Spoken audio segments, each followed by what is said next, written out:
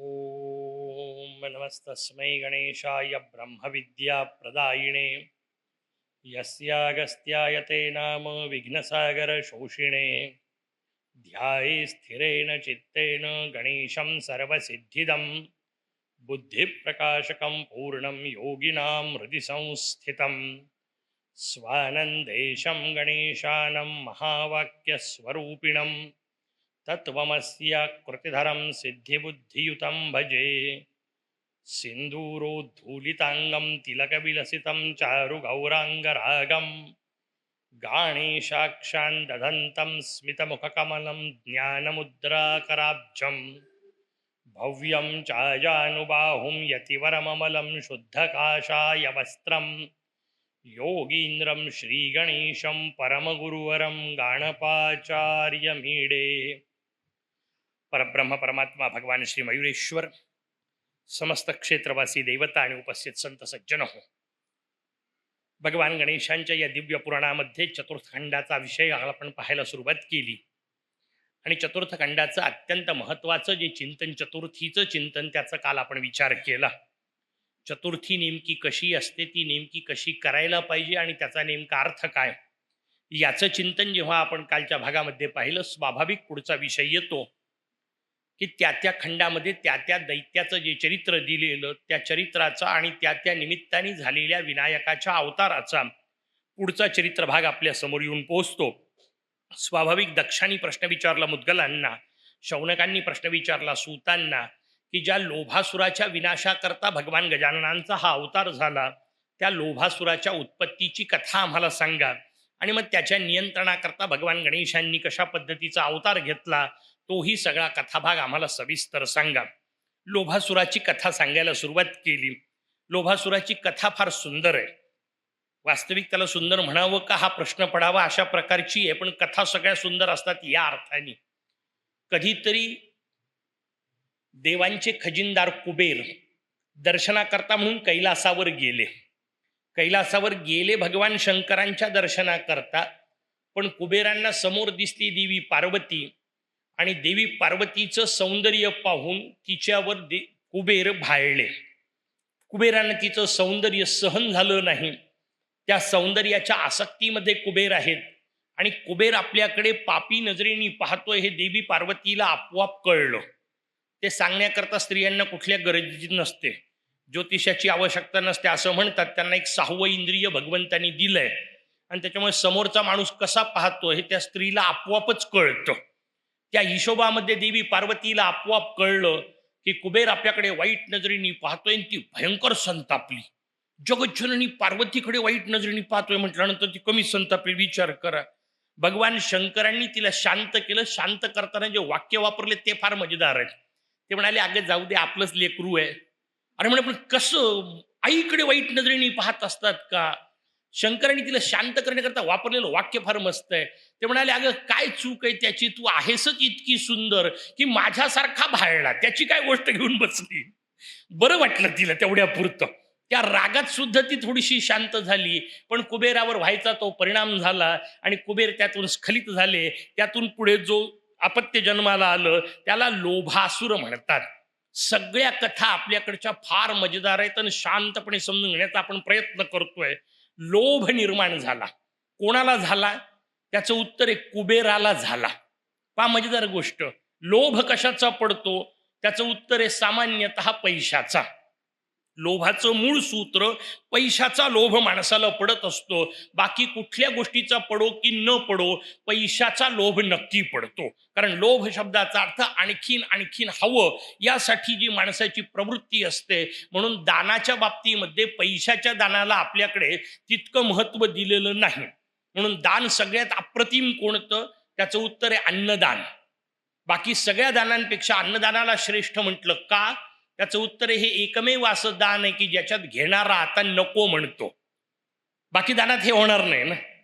तुम्ही 10,000 द्या तो म्हणत बस 10च, 11 नाहीये, 25 नाहीये, 35 नाहीये, पुढचे आकडे चालतच राहतील. पण तुम्ही 4 पोळ्या वाढा, 5व्या पोळीला तो ताटावर आडवा पडेल. तो म्हणाल कशीच नको. एकमेव दान आहे की ज्याच्यात घेणेवाला तृप्त होतो आणि तो पुरे म्हणतो. ती तृप्ती टिकत नाही तो वेगळा विषय, तो संसाराचा भाग झाला. पण निदान त्या वेळपुरतं का होईना पुरे म्हणणे, म्हणून तृप्ततेचा विषय असल्यामुळे अन्नदानाला सर्वोच्च दान म्हटलं. पण लोभाच्या बाबतीतला विषय, लोभ पैशाचा पडतो.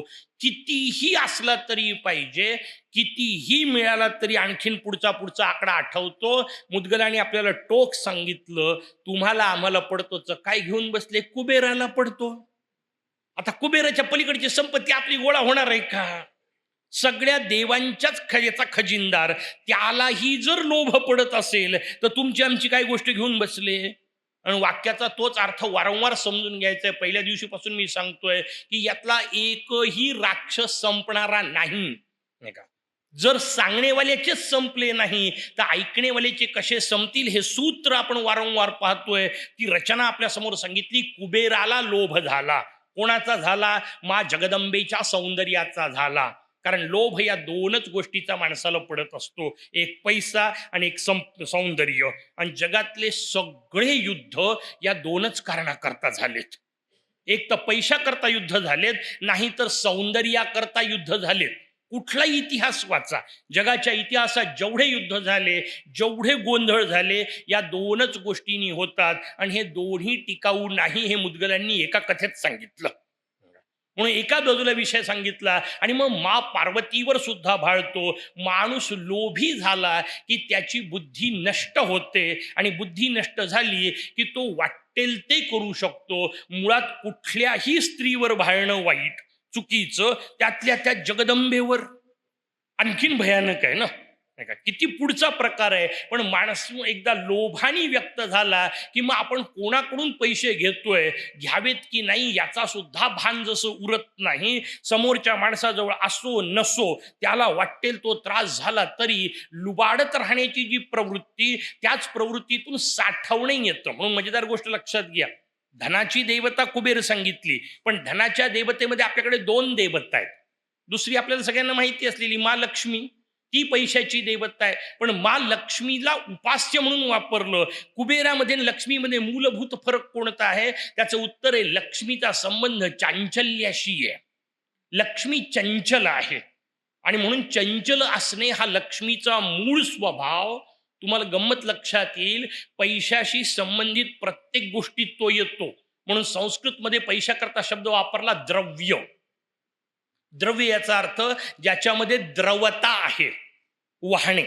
द्रवाचा संबंध वाहण्याशी आहे, आणि म्हणून द्रव्यता ज्याच्यामध्ये आहे त्याला द्रव म्हणतात. हिंदीमध्ये त्याला चलान म्हणतात. पहा काय मजेदार शब्द आहे, चलन किंवा चलान शब्द, की याच्यामध्ये चालणे गृहीत आहे, चलित अवस्था आहे. इंग्लिशमध्ये त्याला करन्सी म्हणतात. काय मजेदार शब्द आहे. इंग्लिशवाल्यांना कल्पनाही माहीत नसेल, हा त्याच्या मागचा भाव आहे. पण टू करंट, त्याच्यामध्ये धावत राहणे. लक्ष्मी ही हालचाल करणारी आहे. फिरणारं जे द्रव्य आहे त्याला लक्ष्मी म्हणतात, पण साठवलेलं जे द्रव्य आहे त्याला कुबेर म्हणतात. आणि म्हणून कुबेर कशाची देवता? कुबेर फिरत्या धनाची देवता नाही, कुबेर साठवलेल्या धनाची देवता. आणि लोभ कोणाला असतो? त्याचं उत्तर आहे, जो साठवत राहतो त्याला. ज्याची फिरती द्रव्य असतं त्याला कदाचित लोभ नाही राहणार, तो म्हणतो आला संपला विषय. लोक अनेकदा येतात, ज्योतिषवाल्यांना सगळ्यात विचारला जाणारा हा गंभीर प्रश्न आहे, म्हणजे एवढा पैसा कमावतो पण टिकत नाही. कमवत नाहीत असं नाही, लोक प्रचंड पैसा कमावतात, टिकत नाही. आणि मूळ कल्पना लक्षात घेतली पाहिजे, पैसा हा टिकण्यासाठी नसतोच, याच्यावर ज्याचा विश्वास आहे त्याचाच टिकतो. किती अजब रचना आहे ना. पैसा हा टिकण्यासाठी नाहीये, पैसा ही वापरण्याची गोष्ट आहे. पण आपली रचनाच अशी अजब झालेली आहे की जी गोष्ट टिकवायची ती आपण वापरतो, आणि जी वापरायची ती टिकवतो. नाही का, पैसा ही वापरायची गोष्ट आहे आणि संबंध ही टिकवायची गोष्ट आहे. माणसातले संबंध टिकवल्या जावेत आणि पैसा वापरल्या जावा. आपण संबंध वापरतो पैसा टिकवण्यासाठी. केवढी अजब रचना आहे. म्हणून सुख हाती येत नाही. जी गोष्ट ज्याच्याकरता सांगितलीच नाही त्याचा उपयोग केला तर कशी पंचायत होते, आपल्या समोर कथा सांगितली. तो लोभ निर्माण झाला. अतिशय वाईट वाटलं कुबेराला. मी ते वारंवार सांगतोय सगळ्या कथांमध्ये की सगळ्या देवांपासून हे राक्षस जन्माला येतात.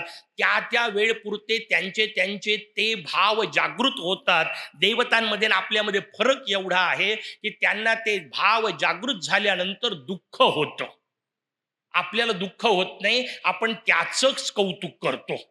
मी दिवसभरात किती सिगरेट ओढतो याचंच कौतुक नाही का? आपल्याला आपल्या वाईटपणाचंही कौतुक आहे, आपल्याला आपल्यातल्या दोषांचंही कौतुक आहे. म्हणजे किती तणकून सांगतात ना, माझ्यासारखा रागीट माणूस जगात कोणी नाही. हे काय कौतुक करायची गोष्ट आहे? मी चिडलो तर कोणाच्या बापाला ऐकत नाही, म्हटलं याचं काय कौतुक करायचं? पण माणसं याचंही कौतुक करतात. आपल्यातल्या वाईट विकृतीचंही आपण जेव्हा कौतुक करायला सुरुवात करतो, तेव्हा आपल्या सुधारण्याची शक्यता संपलेली हे लक्षात घेतलं पाहिजे. किमान वाईट गोष्टीचं वाईट तरी वाटलं पाहिजे.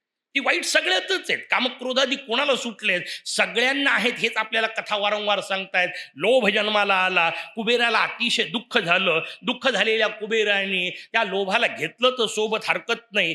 देवर्षी नारदांनी पुढचा प्रकार केला. देवर्षी नारद पाताळात जाऊन पोहोचले. तार नावाचा एक राक्षस पकडला आणि त्या तार नावाच्या राक्षसाला सांगितलं, कुबेराच्या पोटी एक पोरग जन्माला आलेलं आहे.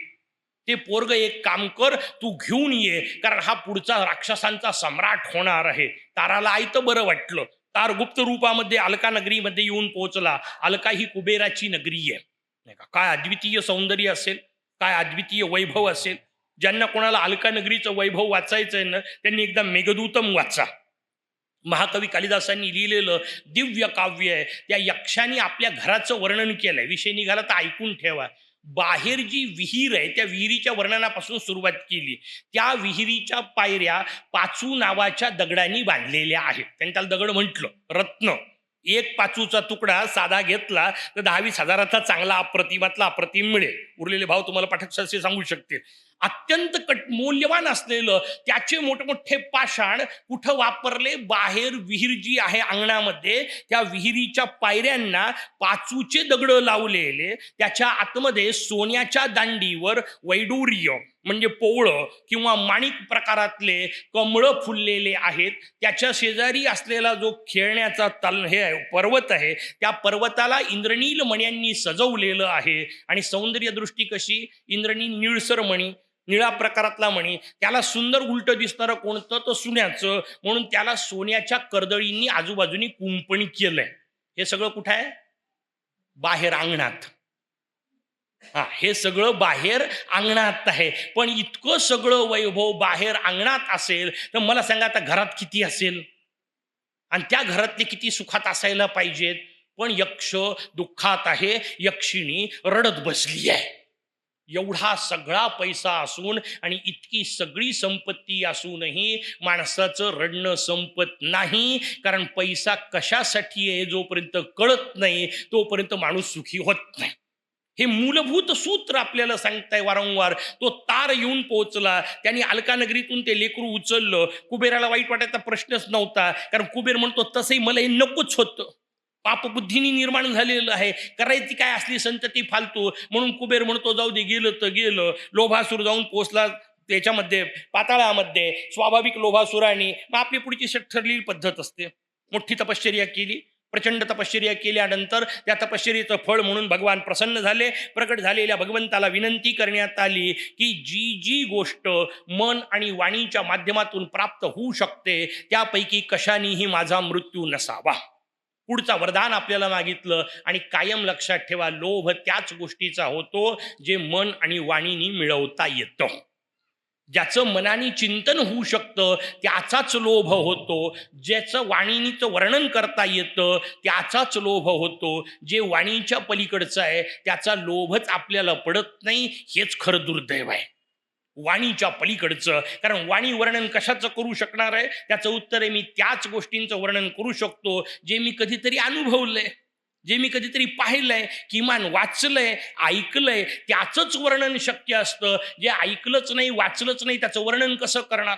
आणि मन सुद्धा चिंतन त्याचंच करतं, कारण मनाचंही काम ठरलेलं आहे. ज्ञानेंद्रियांच्या माध्यमातून आपण जे प्राप्त करतो ते स्मृतिरूपात बुद्धीत साठलेलं असतं. त्या स्मृतिरूपामध्ये साठलेल्या गोष्टीचंच मन चिंतन करू शकतं. म्हणजे जो अनुभव तुम्ही घेतलाच नाही त्याचं चिंतन तुम्हाला करताच येत नाही.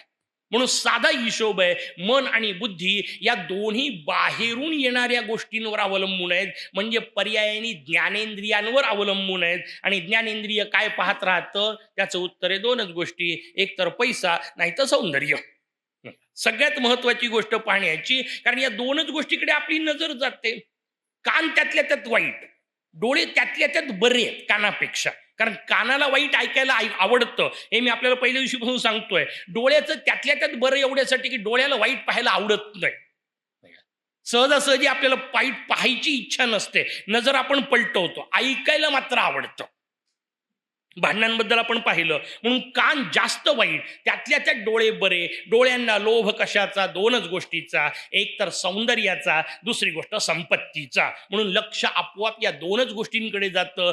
या दोन गोष्टींचं टोक असलेला कुबेर, त्याचा लोभ संपत नाही हे वारंवार आपल्या समोर सांगितलं. लोभासुर निर्माण झाला. लोभासुराने नाना प्रकारचे वरदानं मागितले. लोभासुर अत्यंत भयानक झाला. भयानक झाल्यानंतर स्वाभाविक भगवान त्यांच्यासाठी प्रकट व्हायची वेळ आली. भगवंत प्रगट झाले. प्रगट झालेल्या भगवंतांनी त्यांच्याकडे दूत पाठवला. नेहमीच्या पद्धतीने दूत जाऊन पोचला. दूतांनी सांगण्याचा प्रयत्न केला. पहिल्यांदा दैत्याला पटलं नाही.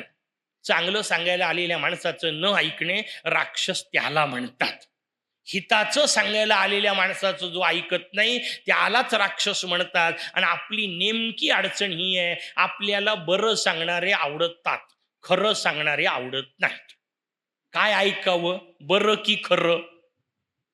त्याचं उत्तर आहे, बरं म्हटलं की बरं वाटतं. ते 100% खोटं असलं तरी बरं वाटतं. म्हणून तुमच्यापैकी कोणालाही सांगितलं तुम्ही फार सुंदर आहात की बरं वाटतं. ते जर सांगावं लागतं तर याचा अर्थच खोटा आहे की नाही? कारण जी गोष्ट सांगावी लागते ती खोटी असते. हा शास्त्रांनी नियम आहे. मी तुम्हाला कधी म्हटलं का तुम्ही पुरुष आहात म्हणून? नाही म्हटलं. का नाही म्हटलं? आहे, सांगायची गरज नाही. जी गोष्ट असते ती सांगावी लागत नसते. जी गोष्ट नसते तीच सांगावी लागते. वाक्याचा पुढचा अर्थ लक्षात ठेवा. जे आपल्याला सांगावं वाटतं ते खोटं असतं. म्हणून आपल्याला जर सांगावं वाटत असेल की मी फार हुशार आहे, खोटं. मला जर सांगावं वाटत असेल की मी फार बुद्धिमान आहे, खोटं. मी खूप सुंदर आहे, खोटं. कारण जे सांगावं लागतं ते खोटं. समोरच्याला दिसलं पाहिजे ना. माझा अभ्यास आहे हे मला सांगायची गरज नाही, ते समोरच्याला वाटलं पाहिजे. साधा हिशोब आहे. मी सुंदर आहे हे बाकीच्यांनी म्हटलं पाहिजे, पण आपल्याला त्याचाच आवड असतं. नसलेली गोष्ट. म्हणून कायम मी वर्गात सांगताना आमच्या विद्यार्थ्यांना सांगत असतो, म्हणजे लक्षात ठेवा, कधीतरी आयुष्यात तुमच्या आईने तुम्हाला म्हटलं का, बेटा माझं तुझ्यावर खूप प्रेम आहे म्हणून? कधीच नाही म्हटलं. इथे एका तरी म्हटलं? कधीतरी तुमच्या आईने तुम्हाला म्हटलं माझं तुझ्यावर खूप प्रेम आहे? कधीही म्हटलेलं नाही. का? कारण ते आहे आणि असल्यामुळे सांगायची गरज नाही. विद्यार्थ्यांना सांगताना मी पुढचा हिशोब सांगत असतो, कारण जे असतं ते सांगावं लागत नाही. त्याच्यामुळे जे येता जाता सांगतात त्यांच्यापासून सावध राहत जा. कारण खोटच सांगावं लागतं, खरं सांगायची गरजच नसते. ते दिसतच, त्याला सांगण्याची आवश्यकता नाही. हा जो भाव आहे तो आपल्याला कळला पाहिजे. लोभासुराला येऊन चांगलं सांगायचा प्रयत्न केला, लोभाला नाही पटलं. माणसाची ही मूलभूत प्रवृत्ती, राक्षस त्यालाच म्हणतात. मुद्गलाने आपल्याला या सगळ्या गोष्टी वारंवार सांगितल्या. काही देव वेगळे नाहीत आणि काही राक्षस वेगळे नाहीत. माझ्या समोर बसलेल्यातच काही देव आहेत, माझ्या समोर बसलेल्यातच काही राक्षस आहेत. बरं, असंही नाहीये का 24 तास देव आहेत आणि 24 तास राक्षस आहे, असाही कोणीच नसतो. एकही माणूस नाही. जेवढे आपण सगळे जन्माला आलो, आपल्या सगळ्यांमध्ये त्रिगुण असणारच असणार आहेत. जर भगवंताला त्रिगुण नाही सुटले तर तुम्हाला आम्हाला कसं सुटतील? ब्रह्मदेव विष्णू शंकर जर त्यातून नाही सुटले तर आपण कसे सुटणार आहोत? आपल्या सगळ्यांमध्ये त्रिगुण आहे. आपल्या सगळ्यांना तमाचा त्रास आहेच. आपल्या सगळ्यांना रजोगुणाचा त्रास आहेच. आपल्या सगळ्यांना सत्वगुणाचा आनंदही आहेच. उरलेले दोन असतील तर पहिला कसा सुटेल? फक्त खेळ तेवढाच आहे. या उरलेल्या दोन पेक्षा पहिल्यावर मी किती जास्त प्रमाण देऊ शकतो एवढंच करणे.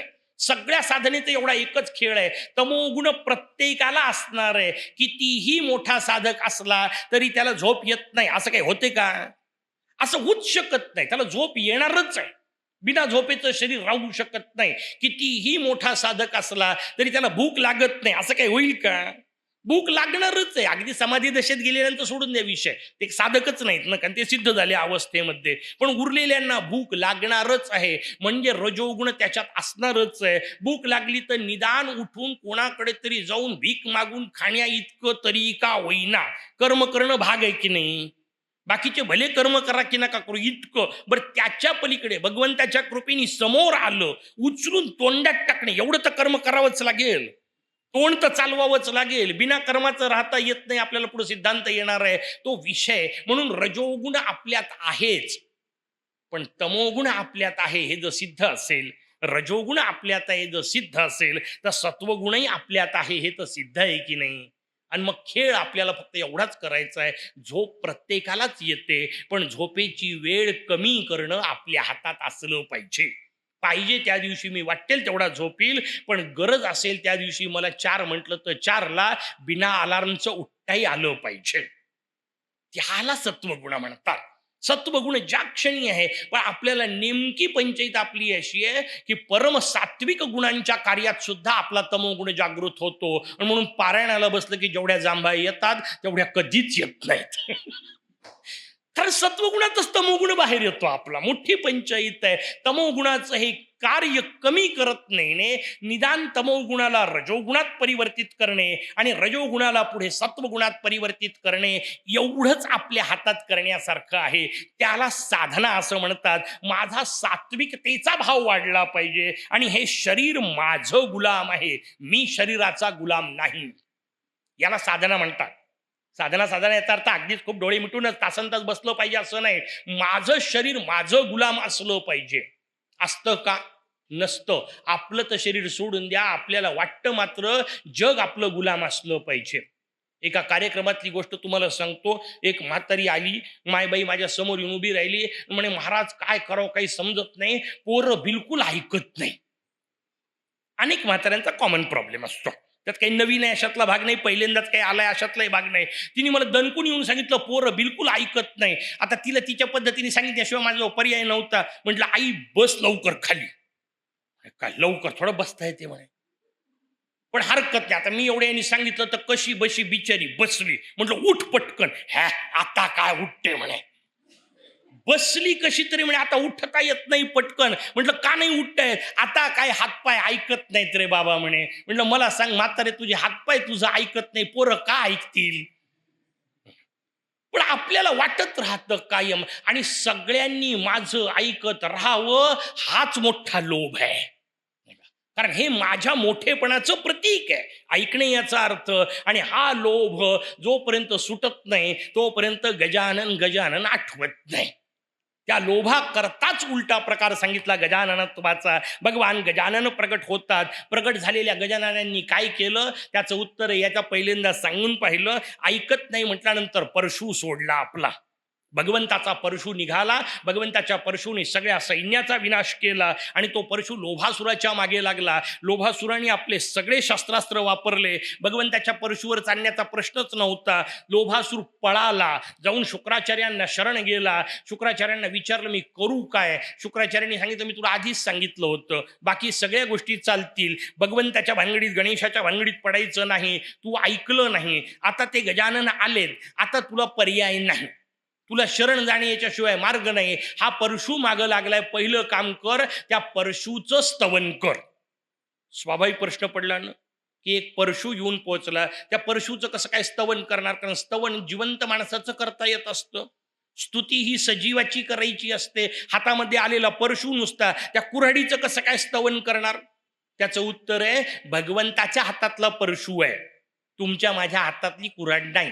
दोन मध्ये फरक आहे. कसा? एक लहानसं उदाहरण सांगतो म्हणजे आपल्या लक्षात येईल. मातीचा गणपती आपण सगळ्या गणेशाच्या चतुर्थीच्या काळामध्ये आणतो. त्या दिवसांमध्ये आपण घरी मातीचा गणपती आणतो. त्या मातीच्या गणपतीच्या हातात परशु, पाश, अंकुश, मोदक सगळं असतं. असतं की नसतं? कशाचा असतो? त्याचं उत्तर आहे जेव्हा मोरया मातीचा असतो तेव्हा त्याच्या हातातलं पाश, अंकुश, रद, मोदक हे सगळं मातीचं असतं. समजा उद्या मोरया चांदीचा केला, पाश, अंकुश, रद, मोदक कशाचे? चांदीचे. मोरया सोन्याचा केला, पाश, अंकुश, रद, मोदक कशाचे? सोन्याचे. प्रत्यक्ष स्वानंदनाथ प्रगट झाले, ते चैतन्यानी भरलेले आहेत. त्यांच्या हातातले पाश, अंकुश, रद, मोदक कशाचे? चैतन्याचे.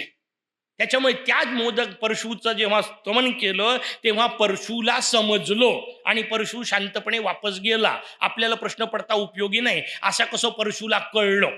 कारण काही प्रश्न लोकांना अजब प्रश्न पडतात ना. कथा समजून घेतल्या पाहिजे, त्या कथांच्या मागच्या भूमिका. आम्ही वर्गात जेव्हा शिकवतो तेव्हा नाना प्रकारच्या संस्कृत साहित्यामध्ये सगळ्याच कथा अशा रूपकात्मक आहेत. मी वारंवार आपल्याला सांगतोय. एक कोल्हा कोल्हिणीला म्हणाला, कथा येते नाही का. एक कोल्हा कोल्हिणीला म्हणाला. मी मुलांना गमतीने सांगतो, म्हटलं आता बिलकुल प्रश्न विचारायचे नाही, कथा फक्त समजून घ्यायची. कोल्हा बोलला कसा असला प्रश्न विचारायचा नाही. कोल्हिणीला कळलं कसं हे त्याच्या पुढे विचारायचं नाही. आणि त्याच्या पलीकडे कोल्हा आणि कोल्हीन प्रायव्हेट बोलत होते, तुम्ही तिथं कशाला गेले हेही विचारायचं नाही. ते दोघं काय बोलले ते तुम्हाला कसं कळलं याच्यासाठी प्रश्न नसतात. त्या प्रश्नाचा पुढचा भाव समजून घ्यायचा असतो. कोल्हा का म्हटला त्याचं उत्तर एक, कोल्हा नाही बोलत, कोल्हिणीलाही कळत नाही. पण कोल्हा जसा धूर्त असतो तसे जे आपल्यातले धूर्त बोलतात त्यांना डायरेक्ट काही बोलायचं नाही ना. कारण संस्कृत तुम्हाला काही बोलणार नाही. आतापर्यंत काही बोललो तुम्हाला मी? एक अक्षर नाही बोललो. मी लोभासुराला नावं ठेवले, मी कामासुराला नावं ठेवील, मी कालपर्यंत मत्सरासुराला नावं ठेवले, त्याला निर्माण करणाऱ्यांना नावं ठेव. तुम्हाला काही बोललो का? लागत असेल तुम्हाला तर पहा जमलं तर, नसेल लागत तर सोडून द्या, मी पुढच्या कार्यक्रमात वापरतो नाही का, वापस द्या मला. पण आपली पंचायतीच आहे, लागतच नाही, हेच तर मोठी अडचण आहे. पूर्वीचा काळ बरा होता हो. मी एका व्याख्यानात सांगताना सांगितलं, म्हटलं पूर्वीच्या काळी मस्त तांब्याचे, चांदीचे, पितळीचे भांडे असायचे, त्याच्या पलीकडे मातीचे भांडे असायचे. त्या मातीच्या भांड्यात आपण सगळे लोक जेवायचो. इथं बसलेल्या सगळ्या जुन्या लोकांना माहिती आहे. मोठमोठे पितळीचे गंज असायचे, त्या स्वयंपाक केला जायचा. त्या स्वयंपाकाची गंमत असायची, तो खाली लागायचा भात, त्याला भात लागणे असं म्हणायचे. आणि तो लागलेला भात खाण्याकरता मारामाऱ्या असायच्या ना, कारण ते मस्त लागायचं खरपूस नाही का. घरामध्ये खाली ते सगळ्यात तळणाला लागलेला जो भाग होता तो आम्ही सगळे भावंड एकमेकाशी भांडत भांडत गंमत करत खात होतो. लागलेलं खात होतो म्हणून एकमेकाला लागून राहत होतो. आता भांडे आले निर्लेप, भांड्याला काही चिकटत नाही, खाणेवाली एकमेकाला चिकटत नाहीत. फार फार तर भावाचा वाढदिवस आला तर व्हॉट्सअपवर एक मेसेज, संपला विषय. प्रत्यक्ष बोलायला वेळ नाही उरला माणसांना. इतकी निर्लेप आपण झालोय. पण हे निर्लेपत्व फार चांगलं एका अर्थाने, वाईट नाही. मी त्याची गंमत किंवा निव्वळ टिंगल करतोय असं नाही. हा निर्लेप वृत्तीचा भाग जर आपल्याला साधनेत वापरता आला तर किती बरं होईल. पण आपण हा व्यवहारात वापरतोय. जिथं लेप असायचे तिथं निर्लेप, आणि जिथं निर्लेप असायला पाहिजे तिथं दुनियाभराचे लेप. किती पंचायत करून ठेवली आहे आपण. नुसते करंट चुकीचे लावत चाललोय. आणि कायम लक्षात ठेवा, हे चुकीचे करंट लागले की दोन पैकी एकच गोष्ट होते. वायर जर तिथल्या तिथं लागलं तर अप्रतिम कार्य करतं. एक वायर इकडं लागलं, एक इकडं बरोबर लागलं, दिवा लागला. ज्यांचे वायर बरोबर लागतात त्यांचे दिवे लागतात. वायर चुकीचे लागले तर दोन पैकी एकच होतं. एक तर शॉक लागतो, नाही तर शॉर्ट सर्किट होते. आणि आपल्या सगळ्याच्या संसाराचं शॉर्ट सर्किटच व्हायची वेळ आली आहे. आणि नाही झालं समजा शॉर्ट सर्किट तर शॉक बसतात आहेत रोजचे. बाकीचं काय सांगायचं, का वायरिंगच चुकलंय. निगेटिव्ह पॉझिटिव्हचाच खेळ चुकलेला आहे. आणि निगेटिव्ह पॉझिटिव्हचा खेळ आणखीन कुठे असतो माहितीये? त्याचं उत्तर आहे चुंबकामध्ये असतो. चुंबक लहानपणी आपण सगळ्यांनी खेळलोय, प्रयोगशाळेत त्याचे उपयोग केलेत. या चुंबकाची गंमत तुमच्या लक्षात येईल. चुंबकाला दोन ध्रुव असतात, उत्तर ध्रुव आणि दक्षिण ध्रुव. दर दोन वेगवेगळे एकत्र आले तरच चुंबक चिकटतं. जर त्याचा उत्तर ध्रुव आणि दक्षिण ध्रुव वेगवेगळे एकत्र आले तर चिपकतं. जर समजा दोन सारखे ध्रुव एकत्र आले तर प्रत्याकर्षण होतं. मी आपलं मराठी माध्यमाचा आहे, मला थोडा शब्द माहिती आहे. एकमेकांपासून दूर जातं, प्रत्याकर्षण होत असतं. दोन चुंबक एकमेकापासून फेकले जातात. इतकं चुंबकाचं ज्ञान प्रत्येकाला आहे की नाही? पक्क कळलं? एक चुंबकाचा जर उत्तर ध्रुव असेल तर दुसऱ्याला चिपकायसाठी दक्षिण ध्रुव व्हावं लागतं, तर चुंबक चिपकतं. आता गंमत तुम्हाला सांगतो, एकदा कधीतरी गणेश गीता उघडून पहा, वाचून काढा. त्या गणेश गीतेमध्ये आपल्याला मोरया सांगतो, या सगळ्या विश्वाची निर्मिती मी केली, या सगळ्या विश्वाचं संचालन मी करतो, या सगळ्या विश्वाचा विनाश मी करतो. याचा अर्थ जे काय चाललंय ते सगळं मी चालवतो. हे मोरयाचं वाक्य आहे. हा मोरयाचा उत्तर ध्रुव नक्की झालेला आहे. ओके. आता जर मला त्याच्याशी चिपकायचं असेल तर माझ्याजवळ एकच उपाय आहे, मी काही करत नाही हेच म्हटलं पाहिजे. पण आपली पंचायत अशी आहे, तो म्हणतो सगळं मी करतो, हाही म्हणतो सगळं मी करतो, दोन सारखे ध्रुव एकत्र येतात, मोर्याशी चिपकण्याची शक्यता नसते. आणि त्या चुंबक कोणतं फेकल्या जाईल त्याचं उत्तर आहे, जे छोटं असेल ते मोठं थोडं फेकल्या जाते. मोर्या जागच्या जागी बसलाय, तुमचे चुंबक फिरत राहतात. मोठी अडचण आहे. मोर्याशी चिपकायचं असेल तर त्याचा पॉझिटिव्हनेस ठरलेलाच आहे, त्याचा ध्रुव बदलणार नाहीये. मला माझा ध्रुव निगेटिव्ह करावं लागेल. आणि इथं निगेटिव्ह शब्दाचा अर्थ नकारात्मक या अर्थाने नाही, मी काही करत नाही या अर्थाने माझं कर्तृत्व नाकारावं मला लागेल. आणि तू करतोय असं म्हटलं की मग मोर्याच्या जवळ आपोआप जाऊन चिपकतो. आणि छोट्या चुंबकाला मोठं चुंबक सोडून द्या, एकदा चुंबकाला टाचणी जरी चिपकली तर तिच्यातही गुणधर्म चुंबकाची येतात. नियम आहे की नाही? तसं एकदा माझी ही टाचणी मोर्याला चिपकली की मोर्याचा आनंद मला लागतो. तो लागला तर समजा व्यवस्थित चिपकली, नाही तर मध्ये काहीतरी गडबड झाली आहे. आणि ती मधली जी काय गडबड होते ती काढण्यासाठीच मध्ये मध्ये अधिक मास येतात. मधलीच गडबड काढायची आहे ना, मधले झटकेच काढायचे. त्या चुंबकापर्यंत जाऊन पोहोचण्याची आपल्या टाचणीची तयारी करून घ्यायची आहे. पण टाचणीची पंचायत आहे, टाचणीच स्वतःला श्रेष्ठ समजतीये. इथं सगळी गडबड आहे. लोभासुराच्या समोर येऊन भगवान पोचले, भगवंतांनी परशु टाकला, परशुच्या माध्यमातून येऊन पोचलं ते चैतन्य. त्यानंतर नाईलाजानी तो शरण येऊन पोचला. आणि मग पुढचं वाक्य ठरलेलं असतं. भगवंतांनी सांगितलं हरकत नाही, तू आता शरण आलेला आहे, शरण आलेल्याला मी मारणार नाही, जो शरण येतो त्याला मी शरण देतो, त्याला माझ्या पायाशी बसवतो. आता रिकामा माणूस बसणार नाही, त्यातल्या त्यात तो राक्षस आहे, रिकामा कसा बसल? त्याला काहीतरी काम दिलंच पाहिजे की नाही? भगवंतांनी सगळ्यांना कामं देऊन ठेवलेत. जे माझी उपासना करतील त्यांच्या भानगडीत पडू नको, आणि जे माझी उपासना करणार नाही त्यांना सोडू नको.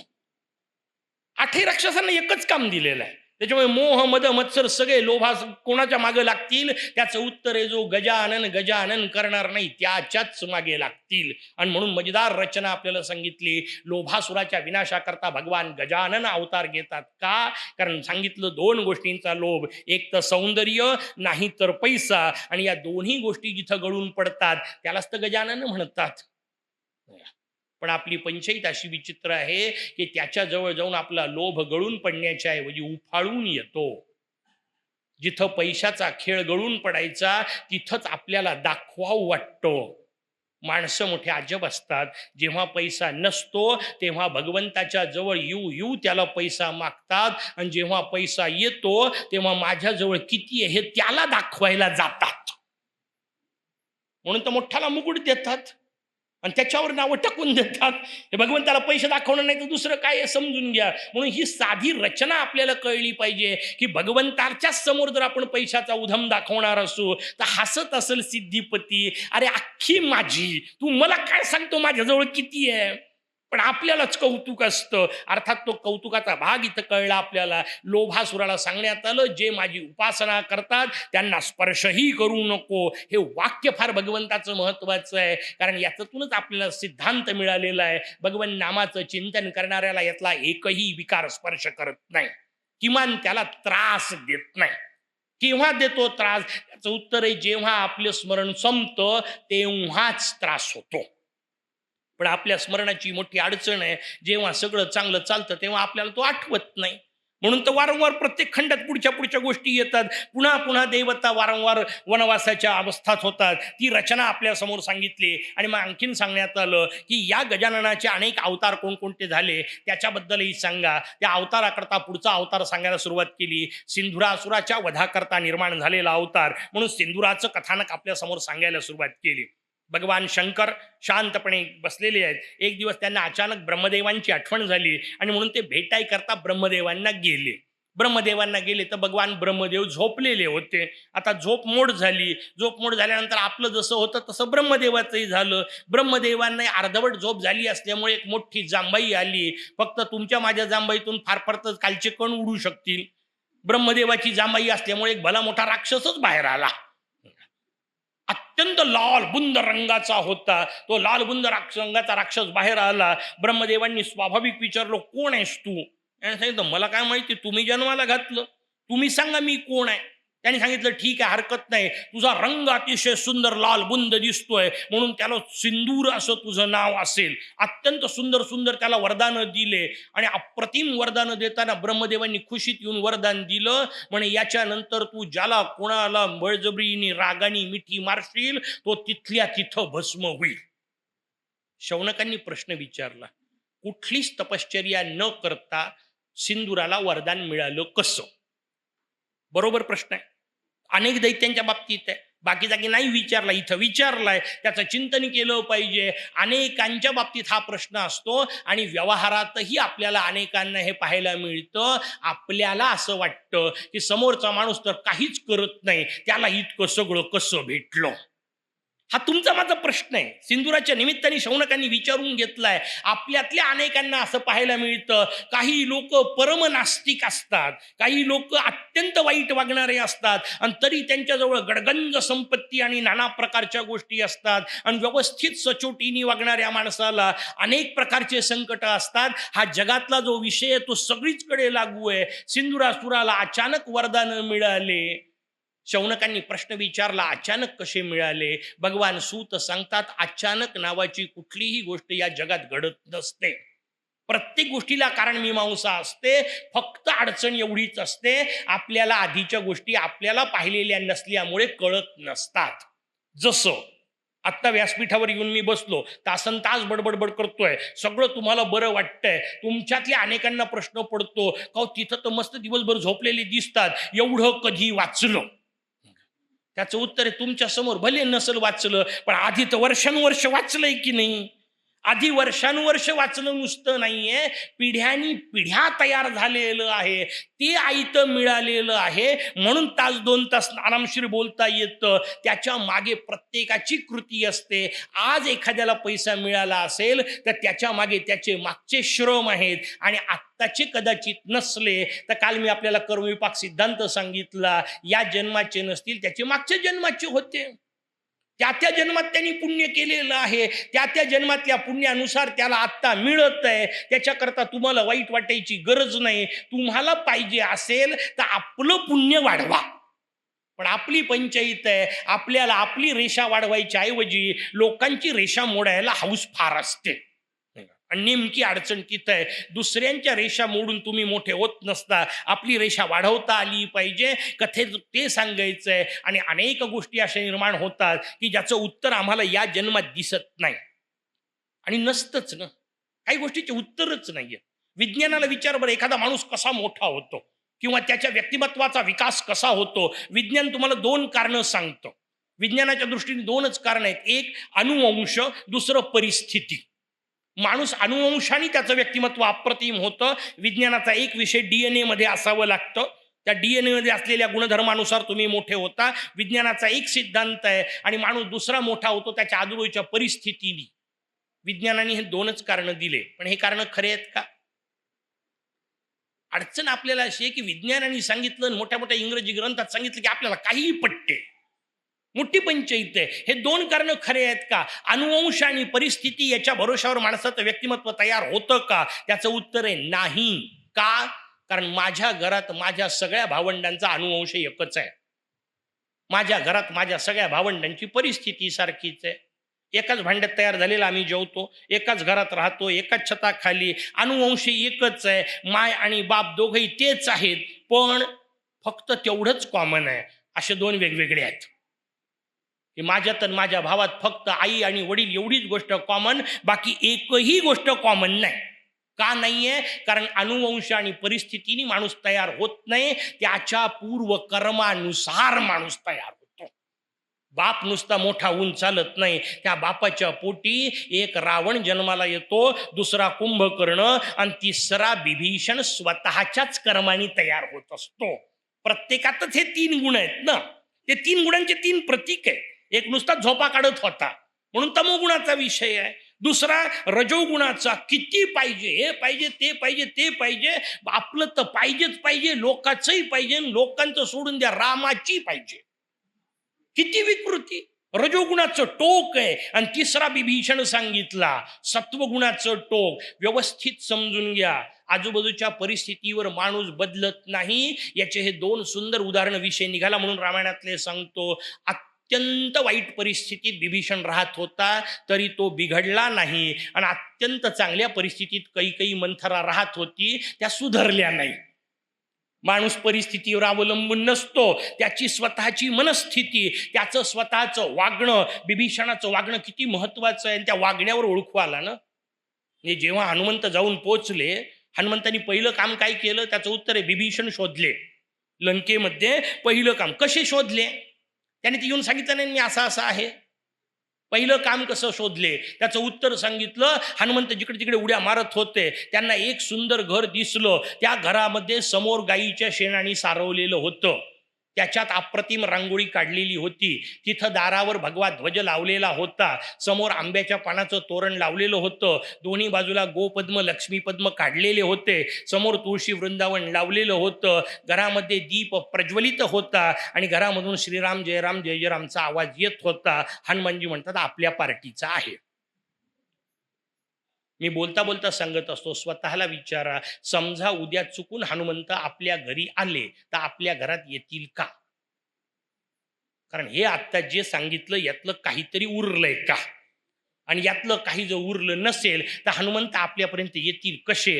हनुमंत नाही आले तर राम भेटतील कसे? राम भेटले नाही तर स्मरण भक्ती होईल कशी? आणि स्मरण भक्ती नाही झाली तर मोरया पावल कसा? पुढचे टप्पे आहेत.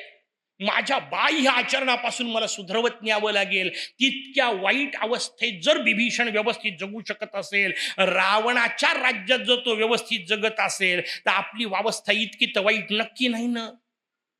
रावणाचं तर राज्य नाहीये निदान, एवढं ते निदान आपला विषय असला पाहिजे. आणि माझ्या घरात मी काय करायचं हे तर मला ठरवायचा अधिकार आहे, पण तेही आपला अधिकार आपण गमावून बसतोय. म्हणून पुढच्या अवस्था येतात. भगवंताच्या ह्याच्यातून जांभई निघाली, त्या जांभईतून हा भयंकर पुरुष निघाला, त्याला नाना प्रकारचे वरदान मिळाले. आपल्याच डोक्यात प्रश्न आला असं नाही, शौनकांच्या डोक्यात प्रश्न आला असं नाही, त्या सिंदुरासुराच्याच डोक्यात प्रश्न आला. मी तर काहीच तपश्चर्या नाही केली, मी तर काहीच उपाय नाही केले, कुठलीच साधना नाही केली, मला अचानक ब्रह्मदेवानी दिलेले हे वरदान खरे असतील कशावरून? टेस्ट केलं पाहिजे की नाही? आणि टेस्ट कोणावर करायचं? राक्षस अबाउट टर्न, तिथल्या तिथं पलटला आणि तिथल्या तिथं पलटून ब्रह्मदेवाच्याच माग लागला. आता कळलं का तुम्हाला राक्षस कशाला म्हणतात? ज्यांच्या भरोशावर मोठे होतात, त्यांच्याच उरावर जे लागतात त्यांना राक्षस असं म्हणतात. कळली व्याख्या व्यवस्थित?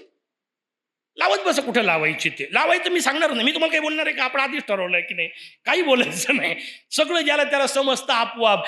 ज्याच्या भरोशावर आपण मोठे होतो त्याचं कृतज्ञता न ठेवता जो कृतज्ञ होतो, राक्षस त्याला म्हणत असतात. काळा बेंद्रा असायची गरज नाही, शिंग दिसण्याची आवश्यकता नाही, लाल डोळ्यांचा भाग नाही आणि मोठ्याने हा हा हा करण्याची गरज नाही. जे उपकार करणाऱ्याचे उपकार विसरतात, राक्षस त्यांना म्हणतात. तो ब्रह्मदेवाच्याच मागे लागला. भगवान ब्रह्मदेव म्हणतात काय ताप आहे, चांगले वरदान दिले, हा माझ्याच मागे लागला, ठीक आहे हरकत नाही, येऊ दे 19. म्हणजे आपल्याला कळते. मग आता आपल्या भाषेत सांगितलं की 19 मध्ये काय करायचं याच्याबद्दल नाही बोलत आहे मी, प्रचार करायला आलेलो नाही. भाव आपल्याला सांगतोय, ज्याच्या भरोशावर झालं त्यालाच उलट जर होत असेल तर मग पुढच्या वेळा मी तुला मातीत घातल्याशिवाय राहणार नाही. या हिशोबामध्ये ब्रह्मदेवांनी वरदान दिल्यानंतर तसा शाप दिला की भगवान गणेश तुझं निपात करतील, पण ते सगळं केव्हा तरी होईल, तोपर्यंत हा माग लागलाय ना. ब्रह्मदेव लागले पळायला, भगवान ब्रह्मदेव गेले विष्णूंकडे, विष्णूंना जाऊन सांगितलं संरक्षण करणं तुमचं काम आहे. तो म्हणे काही वरदान देऊन ठेवाल तर मी संरक्षण कशातून करणार आहे, कशातून वाचवायचं ते तर कळलं पाहिजे. आता हा येऊन मिठी मारणार, तुम्हालाही मारणार, तर मला काय सोडणार थोडा आहे मी वेगळ्या प्रेमाचा.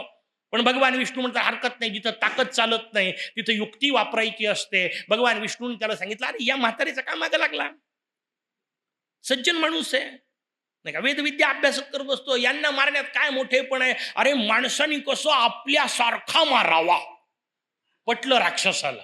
म्हणे तुझ्यासारखा ताकददार जो आहे तो कैलासावर बसलेला आहे, त्याला मार तर समजेल काही ताकद आहे. आम्ही काय सामान्य माणसं आहे, आमच्या कुठं भानगडीत पडतो. भगवान विष्णूंनी ते तिकडं डायव्हर्ट केलं, कॉल तिकडच्या याच्यावर डायव्हर्ट झाला. भगवान शंकर शांतपणे ध्यान करत बसले होते आणि सिंदुरासूर धावत तिथं येऊन पोहोचला. कळलंच नाही भगवान शंकरांना हा हात करून काय येतोय. येऊन पोचला. पण पुढची मजेदार गोष्ट आहे, जसा धावत येऊन पोचला त्यांनी शंकराकडे तर पाहिलं, पण शंकराकडे लांबून पाहिलं त्याच्या लक्षात आलं भडंग भिकारी बसलेला दिसतोय, नागवा उघडा बसलाय, एक नुसतं आपलं हत्तीचं कातडं नाही तर वाघाचं कातडं पांघरलंय, जिकडे साप फिरतायत अंगावर, याला काय मारायचं नाही, याच्यात काय ठेवलेलं आहे. पण त्यावेळा त्याचं लक्ष बरोबर पार्वतीकडे गेलं. यालाच राक्षस म्हणतात. मोरयाच्या समोर बसल्यानंतर मोरयाकडे लक्ष न देता बाकीच्या गोष्टींकडे ज्यांचं लक्ष जातं त्यांना राक्षस असं म्हणतात. बसलेले भगवंतासमोर आणि कॉल कोणाचा येत आहे याच्याकडेच लक्ष असतं की नसतं. स्वतःच स्वतःला विचारत आहे, जगाचा विचार नाहीये, बाकीच्यांना नाही शोभायचं आहे, स्वतःचा विचार करा. आपलं बाकीच्यांकडे लक्ष असणे यालाच राक्षसी वृत्ती म्हटलं. तीच जिंकायची आहे, खेळ त्याचा आहे. पण आपल्याला तिथंही शांत बसतं. 10 मिनिटाचं स्वानंदी स्तोत्र 10 ते 15 मिनिटं लागणार, तेवढ्या वेळात सुद्धा शांत बसत नाहीत ना. ती जी प्रवृत्ती आहे त्याचं वर्णन आपल्या समोर सांगतायत. भगवान शंकरांनी अचानक पाहिलं हा काय येऊन पोहोचतोय. भगवान शंकरांनी पाहिल्यानंतर तिकडून त्यांनी पार्वती पाहिली. तो म्हणतो जाऊ दे कुठे त्या शंकराच्या नादी लागायचं. त्यांनी पार्वती उचलली. वाक्य व्यवस्थित समजून घ्या. भगवान शंकर जवळ असताना कैलासातल्या देवी पार्वतीवर संकट येऊ शकतात. आपलं काय घेऊन बसले. त्या राक्षसांनी पार्वती पाहता पाहता उचलली, निघून गेले. पार्वतीने केलेला धावा मुद्गलाने इतका सुंदर दिलेला आहे की खरं तर त्याच्यावर प्रवचन मालिका घ्यावी. अर्थात असे याच्यात शेकडो अध्याय आहेत की एक अध्याय पकडायचा आणि त्याच्यावर प्रवचन मालिका चालू द्यायची. इतकं अप्रतिम. देवी पार्वती म्हणते अरे कुठं अडकलायस माझ्या मोरया, सिद्धिबुद्धींच्या मोहातून तुला सुटत नाहीये करे, लक्षलाभ तुझे हात धरून बसलेत करे, ते तुला जास्ती खेळवत आहेत करे, तू त्यांना खेळवण्यात रमलायस करे. अरे सगळे सनकादिक ऋषी समोर उभे असतील, तुला कशाला माझी आठवण येणार आहे. सगळे ब्रह्मा विष्णू महेश तुझ्या समोर असतात, तुला माझ्यासारखी सामान्य कुठं सापडणार. कोण म्हणतीये? पार्वती. ती म्हणतीये स्वतःला सामान्य, आणि तिचं पवित्र चरित्र वाचणारे आपण मात्र स्वतःला असामान्य समजतो. कसा मोरया पावल. ती पार्वती म्हणते माझ्यासारख्याला का सोडून दिलेलं आहे. तिने लंबा चौडा धावा केला, भगवंतात ऐकायलाच बसलाय, आपण हाकच मारत नाही एवढीच अडचण आहे. भगवान यायलाच बसले. सगळ्या पुराणांनी सगळ्या कथा सारख्याच दिल्या. भगवान किती वेगात यायला तयार आहेत. गजेंद्र मोक्षाची कथा आठवा. त्या गजेंद्राने एक फूल उचललं आणि भगवंताच्या दिशेने भिरकवलं. फूल आकाशातून खाली पडायच्या आत सुदर्शन चक्र आलं. पण तेव्हाच आलं जेव्हा फूल भिरकवलं, तोपर्यंत आलं नाही. कारण पहिल्यांदा गजेंद्र स्वतःच्या भरोशावर निघायचा प्रयत्न करत होता, मग नातेवाईकाच्या भरोशावर निघायचा प्रयत्न करत होता, मग ओळखी पाळखीच्या भरोशावर निघायचा प्रयत्न करत होता. भगवान म्हणते चलने दो खेल. जोपर्यंत आपण आपल्याच भरोशावर करायचा प्रयत्न करतो तो शांत बसलेला असतो. ज्या क्षणी त्याच्या लक्षात आलं आता कोणी उरलेलं नाही एका भगवंताशिवाय, पण भगवंताचा नियम आहे काहीतरी दिल्याशिवाय तो काही देत नाही, आणि जे दिलं तेच वापस करत असतो. तेवढ्याच सुंदर गोष्टी. भगवंताला काय द्यायचं त्याचं उत्तर 2 गोष्टी सांगितल्या, फूल आणि नारळ. बोललोय आपण त्याच्यावर. भगवंताच्या समोर पुष्प समर्पित करायचं, सुमन समर्पित करायचं. त्यांनी कसं तरी ते गजशुंडीनी एक फूल उचपटलं आणि ते फूल फक्त भिरकावलं. आता माझं मन तुझ्याशिवाय कोणाकडे नाही. सेकंदात भगवंताचं सुदर्शन चक्र आलं. तो तयार आहे, आपण बोलवत नाही. अडचण तिथं आहे. आपल्याला बोलवावंच वाटत नाही. पण पुढची गोष्ट सांगून ठेवतो, विषय निघालाच म्हणून. बोलवायचे भानगडीत पडू नका, त्यालाच खरा भक्त म्हणतात. कथा भले भागवतातल्या असतील पण आपल्या कामाच्या आहेत म्हणून मुद्दाम सांगतो. त्या प्रल्हादाची कथा आठवा. त्या प्रल्हादाकरता भगवान नरसिंह प्रकट झाले. सगळ्यांनी त्यांचा स्तुती करायचा प्रयत्न केला, ते शांतच होईना. शेवटी नारदांना विचारलं हे शांत कसे होतील. नारद म्हणाले ज्याच्याकरता आलं त्याला समोर कराल की नाही. मग यांनी त्या प्रल्हादाला समोर केलं. फार सुंदर वाक्य आहे, भक्तिशास्त्राचं रहस्य असलेलं. त्या प्रल्हादाला जवळ बोलावलं, मांडीवर घेतलं. नरसिंहाने ते प्रेत फेकून दिलं हिरण्यकश्यपूचं, आणि त्या प्रल्हादाच्या गालावरून हळूच हात फिरवत विचारला बेटा किती सहन केलंस, का नाही आधी बोलावलंस. प्रल्हादाचं उत्तर फार सुंदर आहे. म्हणजे आता तरी मी कुठं बोलावलं, तुम्ही आले, याला भक्त म्हणतात. आणि काही झालं का पहिले त्याचा धावा, कुठं झोपलायस. ह्याला आपण म्हणतो मोठी पंचायत आहे. जीवनात लहान सहान अडचण आली तरी थेट स्वानंदनाथ, अरे असं असते का? पहिले चपराशाचे काम चपराशाच्या लेवलवर करून पाहणं, आपण डायरेक्ट राष्ट्रपतीलाच पत्रव्यवहार. मोरया अशा कामाकरता वापरायचा नसतो, मोरयाची भक्ती अशा कामाकरता नसते, पण आपल्याला सवय जडलेली आहे. दास आपण की तो, हा प्रश्न पडावा अशी रचना जी सांगितली होती. कारण जर मी मोरयाचा दास असेल तर मी मोरयाला कामं सांगायचे नसतात ना. पण आपण करतोय काय, त्याला सांगतो तू माझे हे कामं करून दे. दास कोण, तो का तुम्ही? आणि मी जर त्याला कामं सांगत असेल तर हे वारंवार ही रचना आपल्याला समजून घ्यायची आहे. सिंदुरासुर प्रगट झाला, सिंदुरासुराने देवी पार्वतीला उचललं, देवी पार्वती धावा करतीये, भगवंतानी गुप्त रूपात आपला परशु मारला, सिंदुरासुर हडबडला.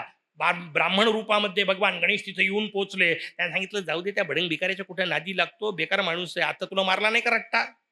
दिसणार सुद्धा नाही तुला काय मारलं ते. तू हिला सोडून दे, एक काम कर, हिला माझ्याजवळ ठेव, मी आपलं हिला सांभाळतो, याच्या भानगडीत पडू नको, अख्ख्या ब्रह्मांडाचं राज्य कर.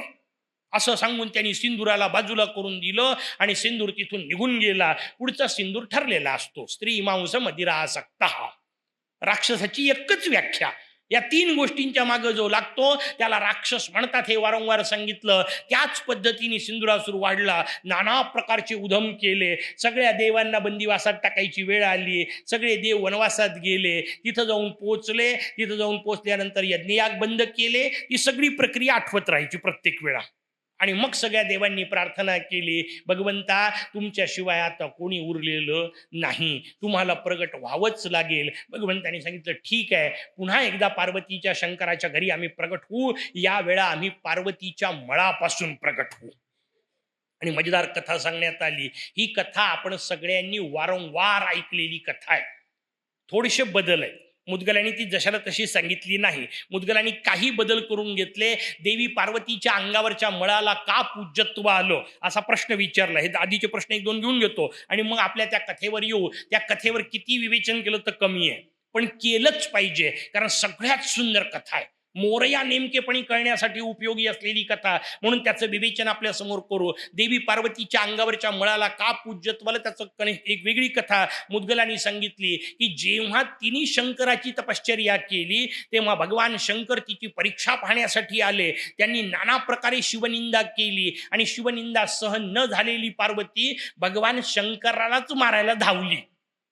निदान एवढी तर भक्ती आपल्याजवळ असली पाहिजे की नाही?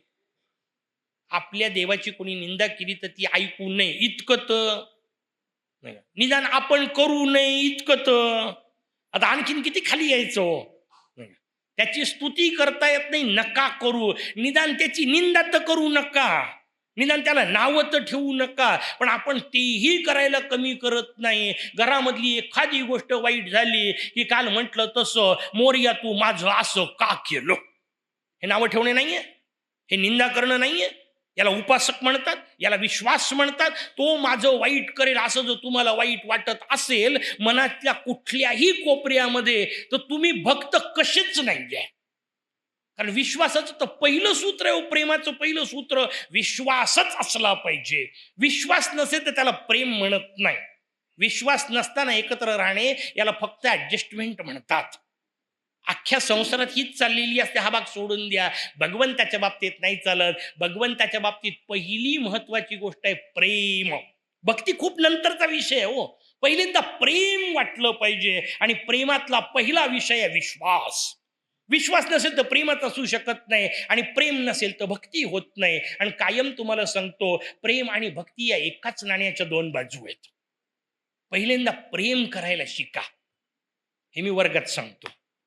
पोरं आमचे वेगळ्याच नजरेने घेतात, कारण त्यांना एकच शब्द माहिती आहे, प्रेम म्हटलं की. म्हटलं हरकत नाही, चला तुमच्या पद्धतीने सांगतो. तुम्ही ज्याला प्रेम म्हणताना तेही वेगळ्या अर्थाने भक्तीचं स्वरूप आहे.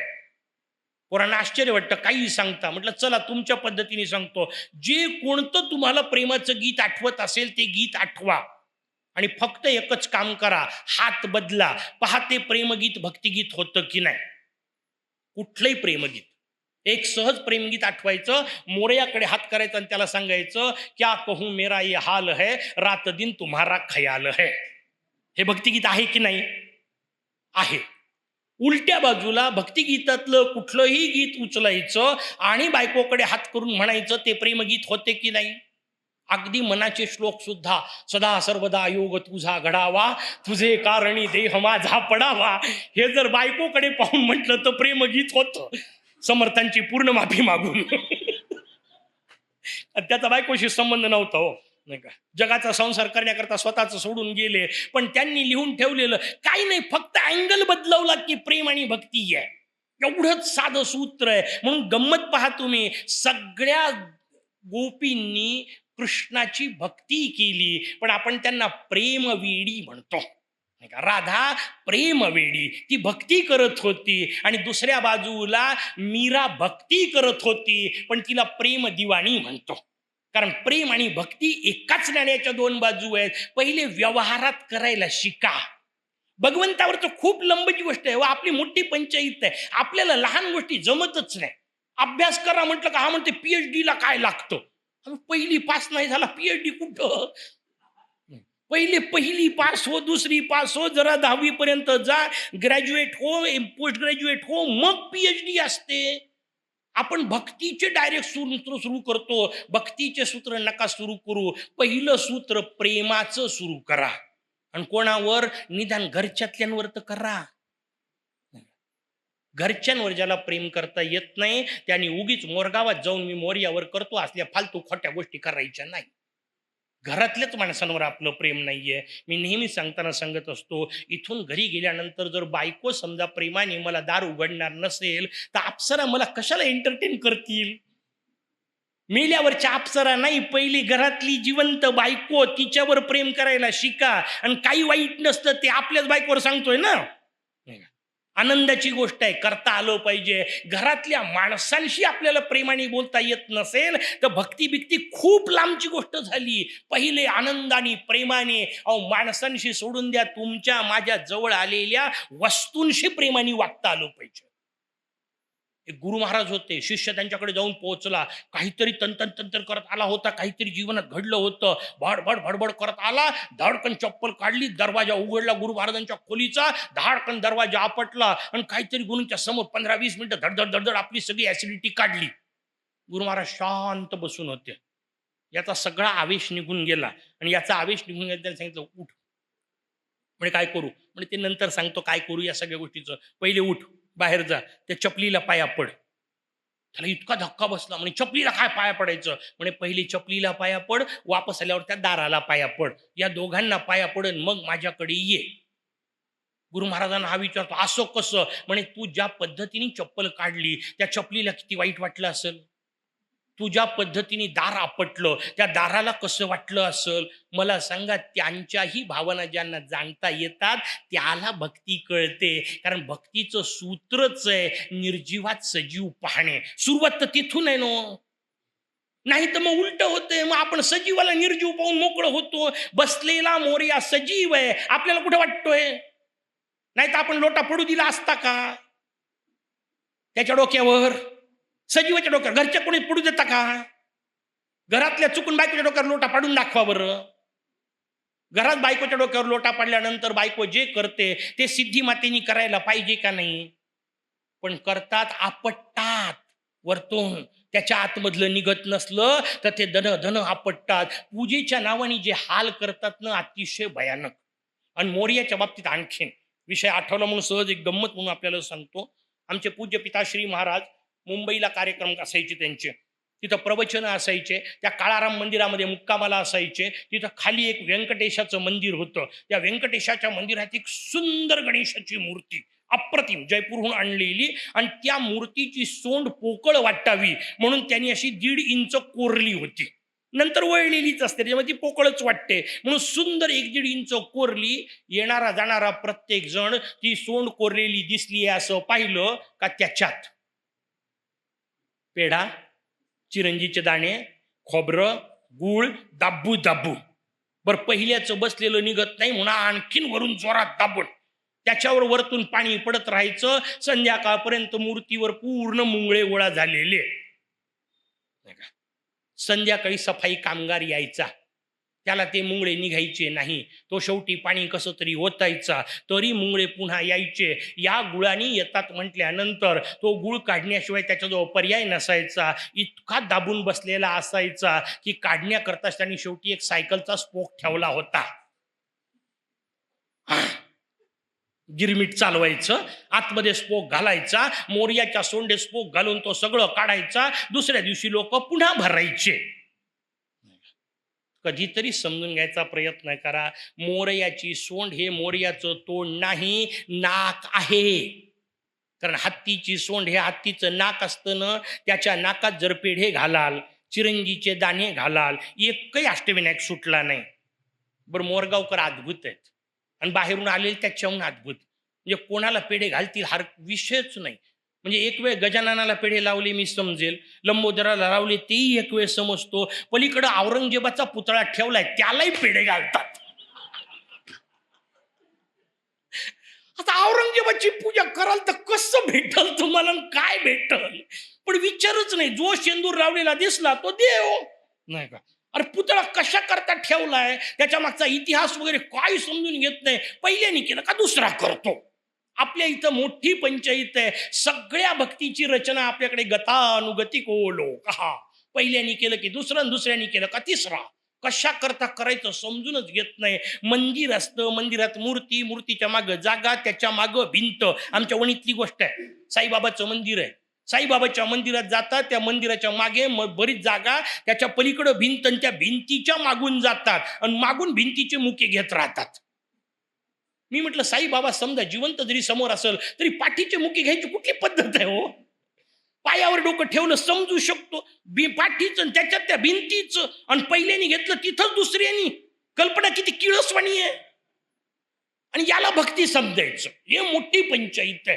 तुम्ही जो बावळटपणा करता त्याला तुम्ही भक्ती समजा, असं नसते. भक्ती ही अत्यंत शांत करण्याची गोष्ट आहे, समजून उमजून करण्याची गोष्ट आहे. आपण नेमकी गडबड करतो. त्या पार्वतीने शंकराची निंदा सहन नाही केली म्हणून शंकरांच्या मागे लागली, म्हणून शंकरांनी हो म्हटलं तिला. कथा नाही विसरले ना, ते विसरायचं नाही, आपलं मूळ सूत्र आहे. भगवान शंकरांनी तिला मान्य केलं आणि मग भगवान शंकरांनी सांगितलं की माझी तपश्चर्या करताना तुझ्या अंगावर ही जी धूळ बसली आहे, या धुळीला सुद्धा मी शुभेच्छा देतो. या धुळीला सर्व पूज्यत्व प्राप्त होईल आणि सर्व पूज्य जगात फक्त एकटा मोरया आहे.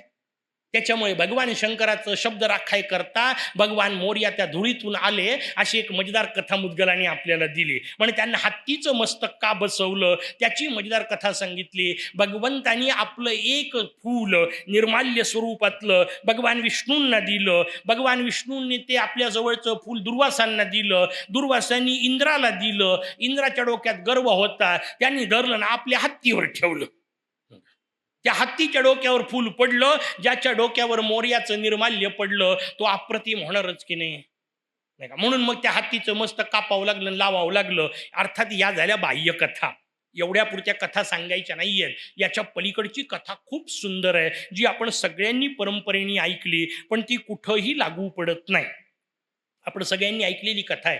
देवी पार्वतीला स्नानाची इच्छा झाली, तिने नंदीला बोलावलं, दारावर उभं राहायला सांगितलं. भगवान पार्वती स्नाना करता गेली भगवती, आणि नंदीच्या समोर भगवान शंकर आले. त्यांना अडवणं नंदीच्या हातात नव्हतं. भगवान शंकराला त्यांनी सरळ आतमध्ये जाऊ दिलं. भगवान शंकर आतमध्ये आलेले पाहून देवी पार्वती प्रचंड चिडली. तिने आपल्या मैत्रिणींना सांगितलं, नंदी काही माझं ऐकत नाही, मला माझं काय करावं समजत नाहीये. मैत्रिणींनी सांगितलं, तू जगज्जननी आहे, तुला काय कठीण आहे, तू स्वतःचा एक गण तयार कर. तिला पटलं. तिने अंगावरचा मळ काढला, त्याचा एक पुतळा तयार केला, त्याच्यात प्राण ओतले. त्याला उमांग मलज असं म्हणतात. शब्द तसाच आहे. उमा अंग मल ज 4 शब्द आहेत. उमा म्हणजे देवी पार्वती, अंग म्हणजे शरीर, मल म्हणजे तिच्यावरचा मळ, त्यापासून ज म्हणजे जन्माला आलेला. देवी पार्वतीच्या अंगावरच्या मळापासून जन्माला आला, त्याला उमांग मलज असं म्हणतात. त्याला सांगण्यात आलं, दारावर उभा राहा, कोणालाही आतमध्ये सोडू नको. थोड्या वेळाने भगवान शंकर पुन्हा आले. त्यांना वाटलं स्नान झालं असेल. या पोरांनी रस्त्यात दरवाजा अडवला, आतमध्ये जायचं नाही. त्यांनी विचारलं, तू कोण? त्याने जे उत्तर दिलं, भगवान शंकर काय संतापले असतील विचार करा. तो म्हणतो, मी पार्वतीचा पोरगा. भगवान म्हणतो, माझ्या बायकोला पोरगा आहे मला माहित नाही? संतापले नसतील? म्हणे घरात जायचं नाही, माझ्या आईने सांगितलंय कोणी आतमध्ये यायचं नाही. भगवान शंकर आतमध्ये जायचा प्रयत्न करतात, त्यांनी शंकरांना अडवलं. शंकरांकरता सगळ्या देवांचं त्याचं युद्ध झालं. त्या युद्धात शेवटी भगवान शंकरांनी आपल्या त्रिशूळाने त्याचं मस्तक उडवलं. पोरग मेलं. पोरग मेल्यानंतर देवी पार्वतीने आपल्या 9 कोटी शक्ती जागृत केल्या. 9 कोटी शक्तींनी सगळ्या देवसैन्याचा संहार सुरू केला. शेवटी ठरलं की चला हरकत नाही, याच्यातून काहीतरी मार्ग काढला पाहिजे. म्हणून नारदांना पाठवण्यात आलं. म्हणे आम्ही तुझं पोरग उठवू. पण पंचायत होती, मस्तक सापडलं नाही.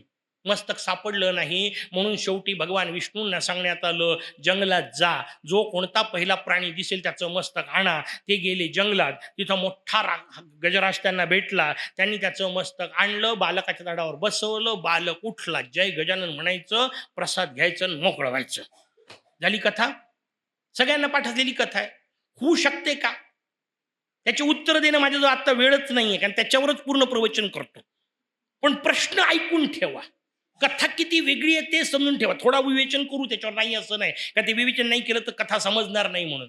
कथेला काही प्रश्न विचार तुमच्या लक्षात येईल. ही कथा बिलकुल जशाला तशी लागत नाही. आणि मग पुढचा सिद्धांत हीच सोडून द्या, मुद्गरातली कुठलीच कथा लागत नाही. नुसत्या शब्दांचा खेळ केला तर कथा लागत नाही. पहा किती प्रश्न असतात. सगळ्यांना माहिती असलेली कथा म्हणून याचे मुद्दाम प्रश्न सांगतो. पहिला प्रश्न, सगळ्या पुणे जिल्ह्यातल्या, एक मोरगाव सोडून द्या, नुसतं सगळ्या पुणे जिल्ह्यातल्या सगळ्या माता भगिनींच्या अंगावर मिळून तरी पुतळा बनण्या इतका मळ असेल का? आणि जर नसेल तर जगज्जननी त्रिपुर सुंदरी मा पार्वती इतकी अस्वच्छ होती का की तिने आपल्या अंगावरचा मळ काढला आणि त्याचा एक पुतळा बनवला? कसं शक्य आहे? तुम्ही इथून घरी गेल्यानंतर तुमचा मुलगा किंवा नातू रस्त्यामध्ये हात अडवून उभा राहिला, त्यांनी सांगितलं घरात जायचं नाही, काय कराल? त्याला उचलून घ्याल, त्याच्या पापी घाल, त्याच्या सकट आतमध्ये जाल का कापून टाकाल? मग मला सांगा, तुमच्या माझ्यासारखा सामान्य माणूस जरी इतका क्रूरपणे वागत नसेल तर भगवान शंकर इतके रागीट होते का की आपलंच पोरग मारून टाकलं? बरं, मारलं तर मारलं. भगवान शंकराच्या हातात हत्यार कोणतं? त्रिशूळ. कुठं मारायचा असतो? साधा हिशोब, विचारच करत नाही आपण. भगवान शंकराच्या हातात त्रिशूळ नावाचं हत्यार आहे. ते एक तर छातीत नाही तर पोटात खुपसून मारायचं हत्यार आहे. त्रिशूळाने डोकं कसं काय उडवलं? बरं, उडवलं, चला जाऊ द्या. नंतर म्हणे ते सापडलं नाही. कोण होतो शोधायला? मी गेलो, धारकांपैकी गेले, वाघांपैकी गेले, नाही सापडलं, मान्य. जिथं भगवान शंकर आहेत, जिथं भगवान विष्णू आहेत, जिथं ब्रह्मदेव आहेत, स्वतः मा पार्वती आहे, इंद्रचंद्रादिक देव आहेत, यांना सापडलं नाही असं जगात कोणतं स्थान होतं? ते मस्त गेलं कुठं असं? बरं, त्याच्यानंतर शोधायचं ठरलं दुसरं. मला सांगा, या सगळ्यांना काही शोधायची काय गरज आहे?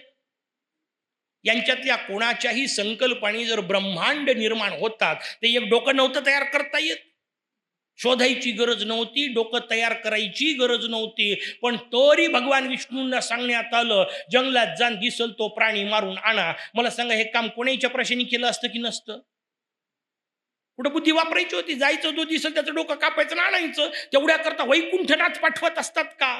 पण पाठवले तर पाठवले. सगळी कथा कुठं चालू आहे?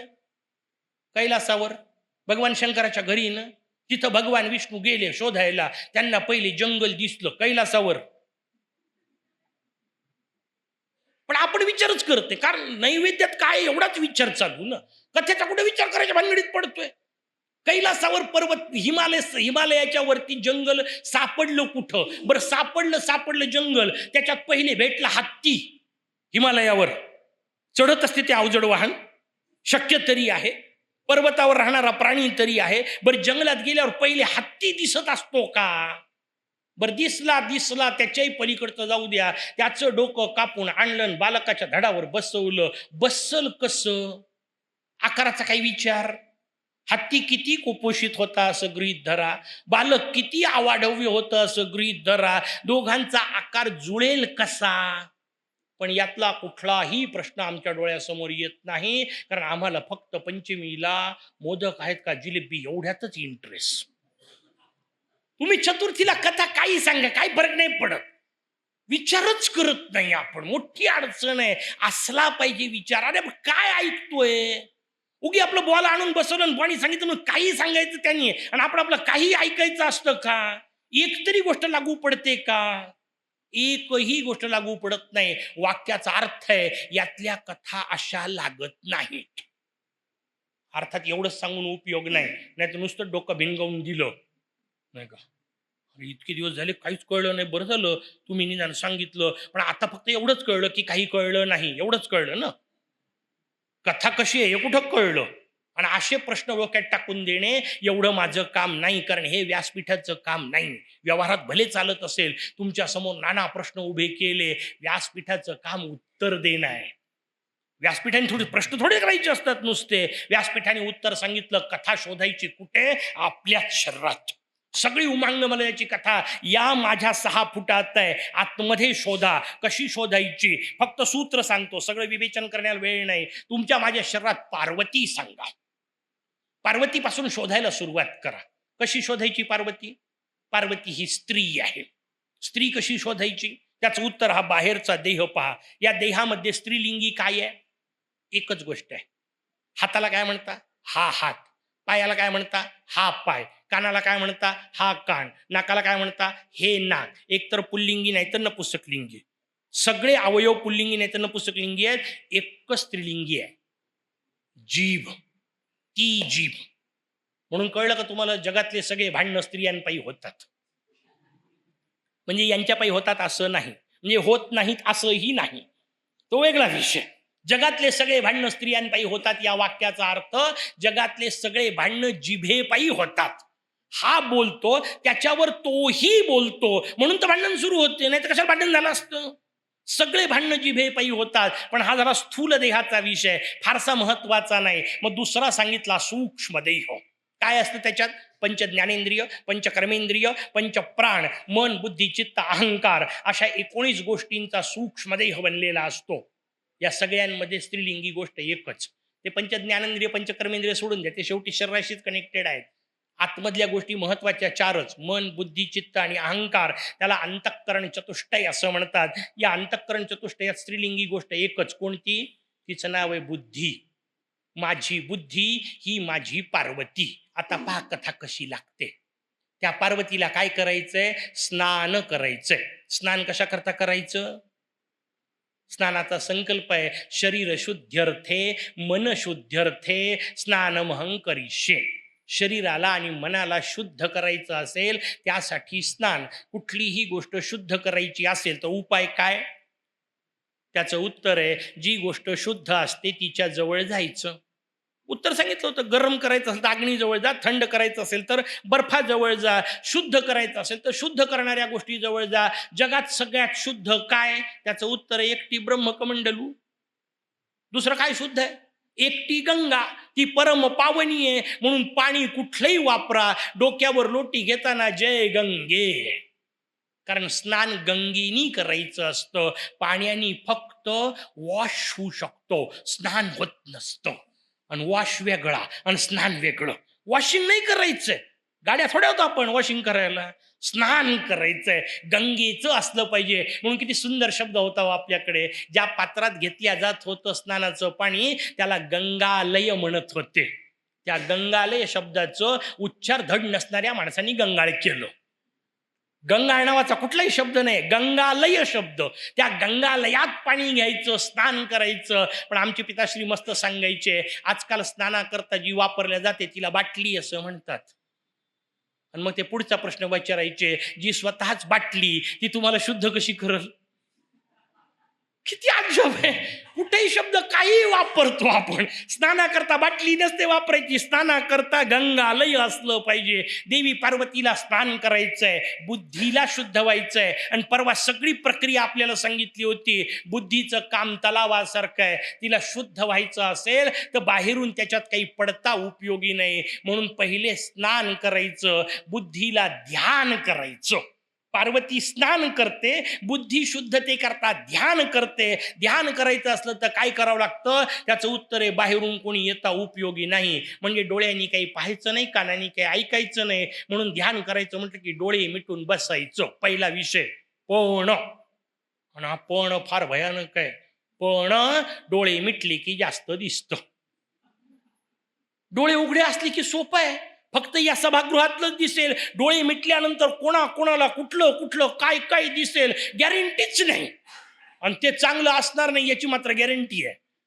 कारण आपली प्रवृत्ती अंतरीचे धावे स्वभावे बाहेरी, तो पुन्हा पुन्हा विषय आहे. देवी पार्वती सांगते स्नानाकरता बसायचंय, ती म्हणते बाहेरून काही आलं नाही पाहिजे. तिने नंदीला बोलावलं आणि नंदीला सांगितलं दारावर उभा राहा. नंदी मागच्या सांगितलेल्या महिषासूर आठवा म्हणजे नंदी कळेल. एकाच जातीचे आहेत, एका जातीचे म्हणजे एका प्रवृत्तीचे. नंदीही सतत तेच काम करत राहतो, नंदीही सतत हालचाल करत राहतो, नंदीही सतत रवंथ करत राहतो. असं तुमच्या माझ्या शरीरातलं तत्व, त्याला मन असं म्हणतात. मन ही सतत हालचाल करत आहे, एक सेकंद शांत बसल तर शपथ. सतत हालचाल करत राहणे नंदीचा गुणधर्म. मनाचं काम आहे ज्ञानेंद्रियांनी जे पाहिलं ते बुद्धीपर्यंत पोहोचवणे, आणि बुद्धीने त्याच्यावर जो निर्णय घेतला तो कर्मेंद्रियांना पास करणे.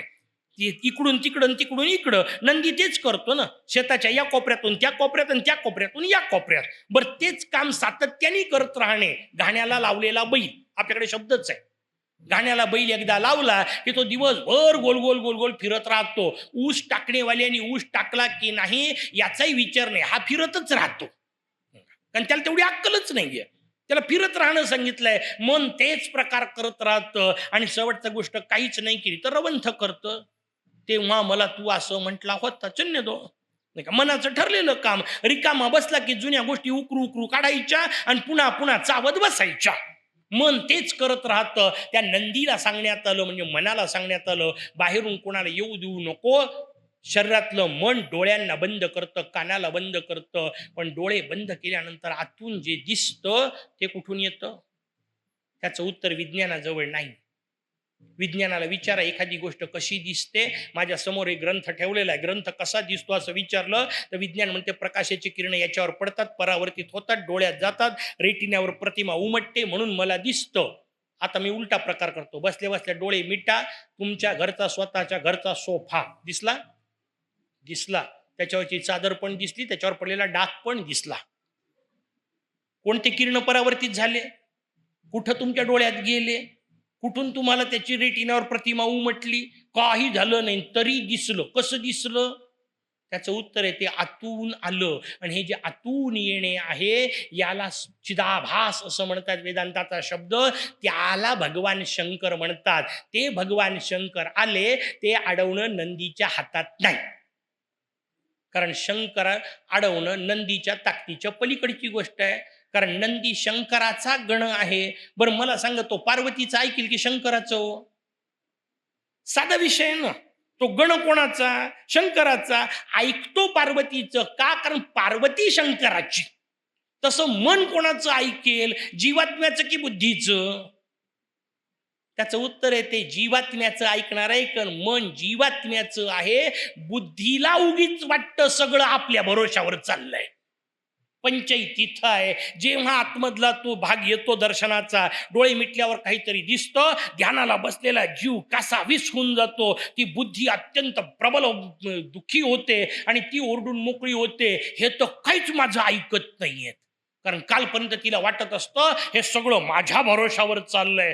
जेव्हा चालत नाही तेव्हा तिला धक्का बसतो. आणि धक्का कशाला बसतो? मी या सगळ्यांची मालकीण आहे आणि हे सगळे माझे गण आहेत, या दोन गोष्टीला धक्का बसतो. आणि मग काल आपल्याला नहुषाचा संवाद सांगितला होता. अहम ममात्मको बंधः मुक्तस्ताभ्याम विवर्जितः. मी आणि माझं हे बंध आहेत, यातून सुटला तो मुक्त आहे. पार्वतीला शंकर आतमध्ये आले, त्याची लज्जा वाटली असती गोष्ट वेगळी होती. तिला लज्जा नाही वाटली, तिला राग आला.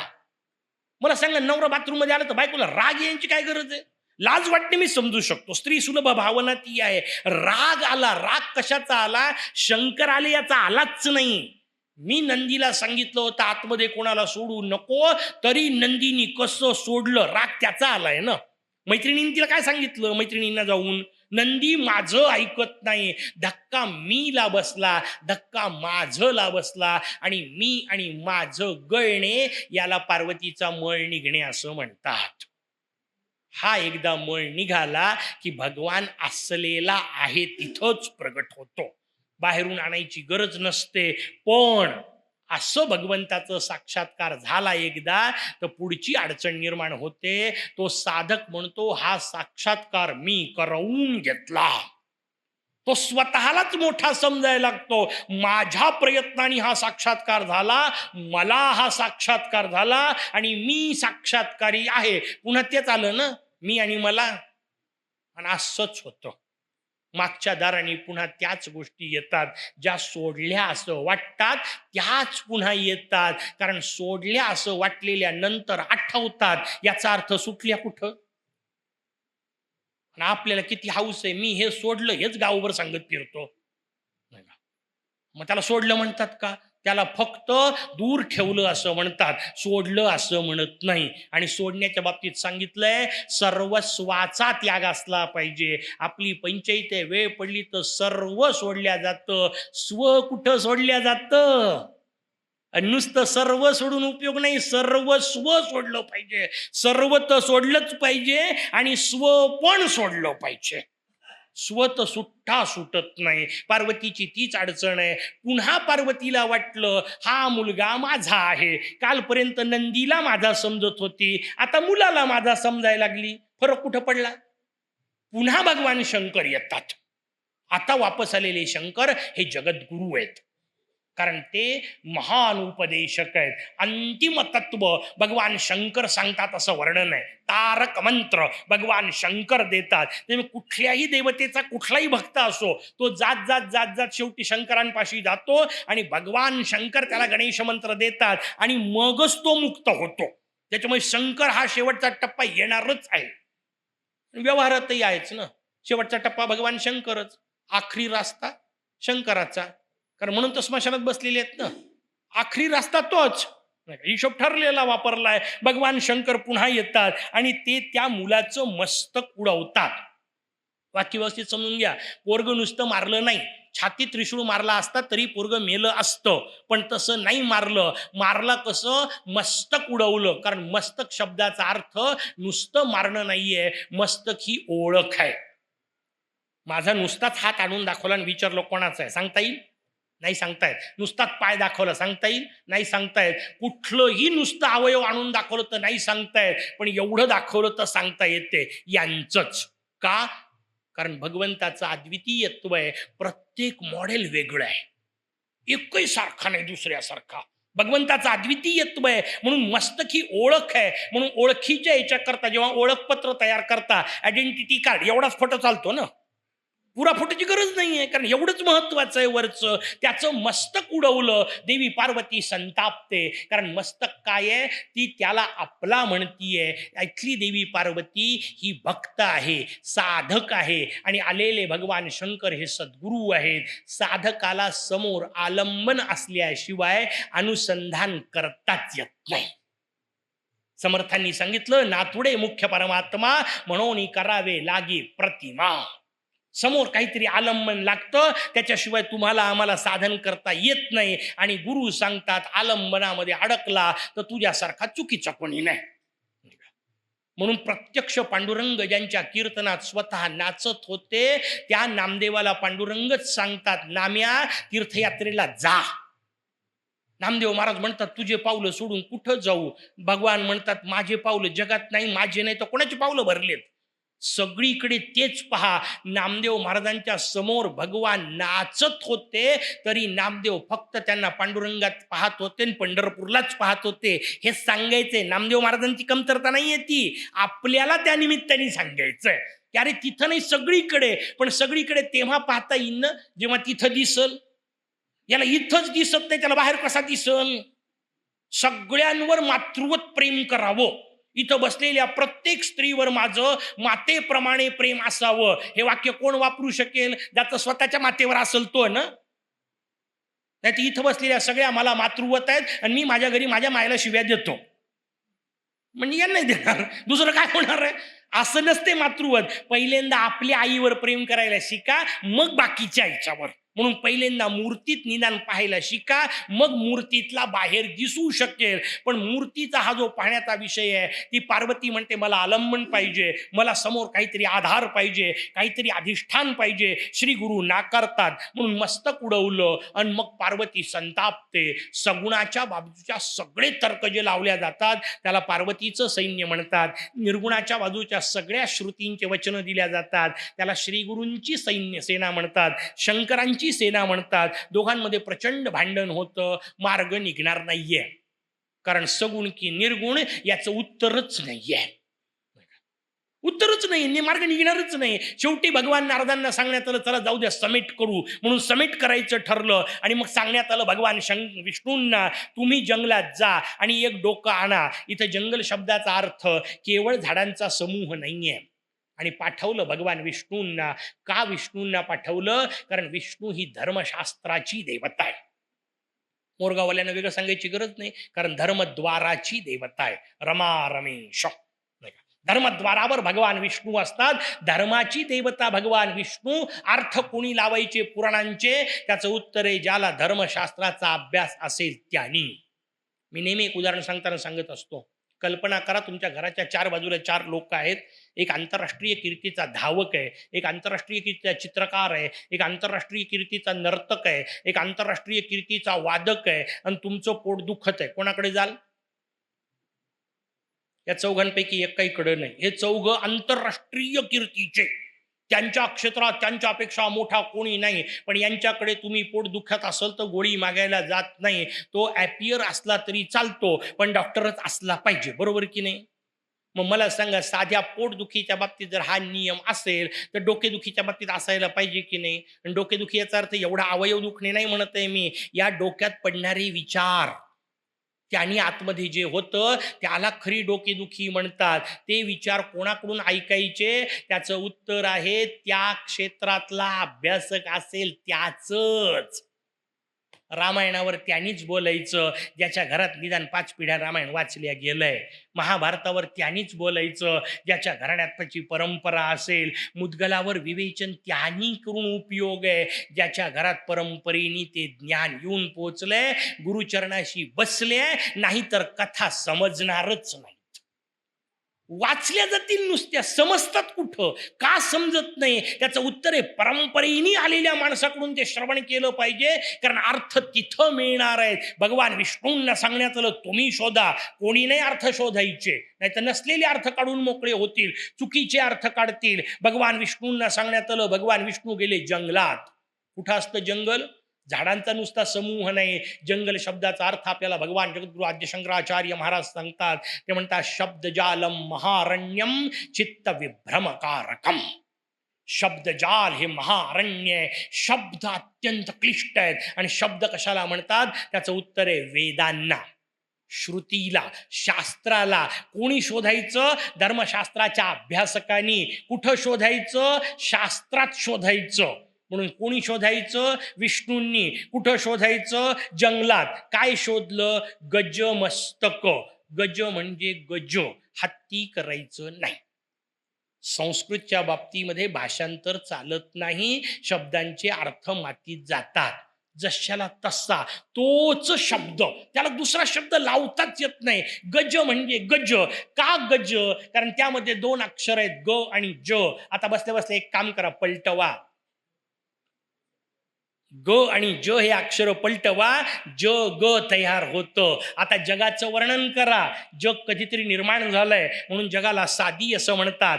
जग कधीतरी नष्ट होणार आहे म्हणून जगाला शांत असं म्हणतात. या जगात वेगवेगळे भाग आहेत म्हणून जगाला सावयव असं म्हणतात. या जगामध्ये बदल होत राहतो म्हणून त्याला परिवर्तनीय असं म्हणतात. या जगामध्ये दुःख भरलेलं आहे म्हणून त्याला दुःखमय असं म्हणतात. जे साधी असतं, शांत असतं, सावयव असतं, सगुण असतं, परिवर्तनीय असतं, दुःखमय असतं, त्याला जग असं म्हणतात. याच्या जे उलट त्याला गज असं म्हणतात.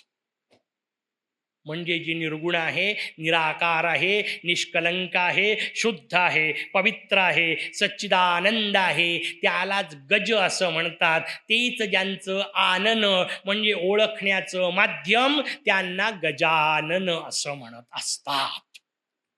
एक कथा लावायची तर असा वेळ लागतो. मुद्गलामध्ये 428 अध्याय आहेत, 428 कथा आहेत. या पद्धतीने लावाव्या लागतील, तेव्हा कुठं मुद्गल कळलं तर कळलं, आणि ते फक्त बौद्धिक पातळीवर. आणि पुढची पंचायत सांगून ठेवली, यो बुद्धे परतस्तु सहा. म्हणजे इतकंही करून हे सगळा गोंधळ केल्यानंतर काय कळलं तर फक्त बुद्धी कळली. बुद्धिपती कुठं कळला? एवढं कठीण आहे. आणि आपल्याला किती सोपं वाटतंय. बाथरूम मधून निघाल्यानंतर अंग पुसेपर्यंत अथर्व शीर्ष म्हटलं का जमलं.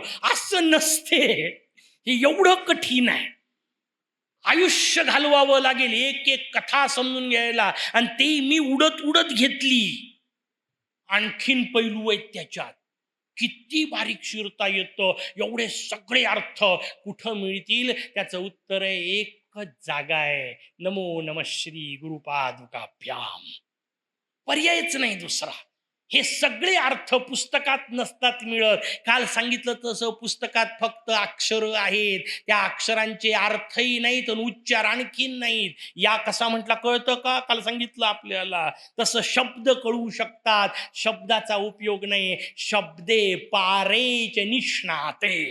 गुरूंचं वर्णन आहे, शब्दांच्या पलीकडे जाऊन जे सांगतात ते शब्दातीत. म्हणून तर माऊलींचं हे आहे ना, जे शब्दातीत आहे ते शब्दातून मांडेल, अपूर्वाचं दर्शन, अरूपाचं दर्शन घडविल. ती ताकद माऊलींची असते, कारण माऊलींच्या मागे अख्खी गुरु परंपरा उभी असते. तेव्हा माऊलींनी बोलायचं. बोलायचंच असेल तर माऊलींनी, आणि बोलायचंच असेल तर जगद्गुरु तुकोबांनी. बाकीच्यांनी मुक्काट्याने हाताची घडी तोंडावर बोट. पण आपली मोठी पंचायत आहे.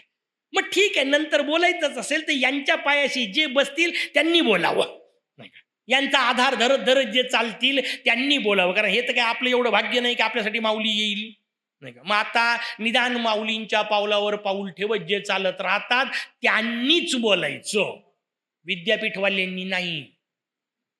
घडतं असं. आमच्या विद्यापीठातला विषय मराठी विभागाचे विभाग प्रमुख होते, आमचे शिक्षक होते. त्यांनी येऊन मला सांगितलं, मी आता मराठी विभागाचा विभाग प्रमुख झालोय, मला पाहिजे तो अभ्यासक्रम लावता येतो म्हणे, संपूर्ण ज्ञानेश्वर लावू का? त्यांनी मला अजब प्रश्न विचारला आणि मी त्यांना एका सेकंदात नाही म्हटलं. त्यांना मोठं अजब वाटलं. त्यांना म्हटलं अरे हा हो म्हणल की चला त्यानिमित्ताने सगळ्या पुराणात ज्ञानेश्वरी वाचायला मिळेल, अमृतानुभव वाचायला मिळेल वगैरे वगैरे, म्हणून संपूर्ण ज्ञानेश्वरांचं साहित्य वाङ्मय प्रकार म्हणून लावतो. मी त्यांना तोंडावर सांगितलं, म्हटलं बिलकुल नाही.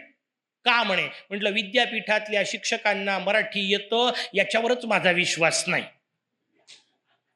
आणि किती मराठी चांगलं येत असलं तरी ज्ञानेश्वरी समजते असं कुठं आहे?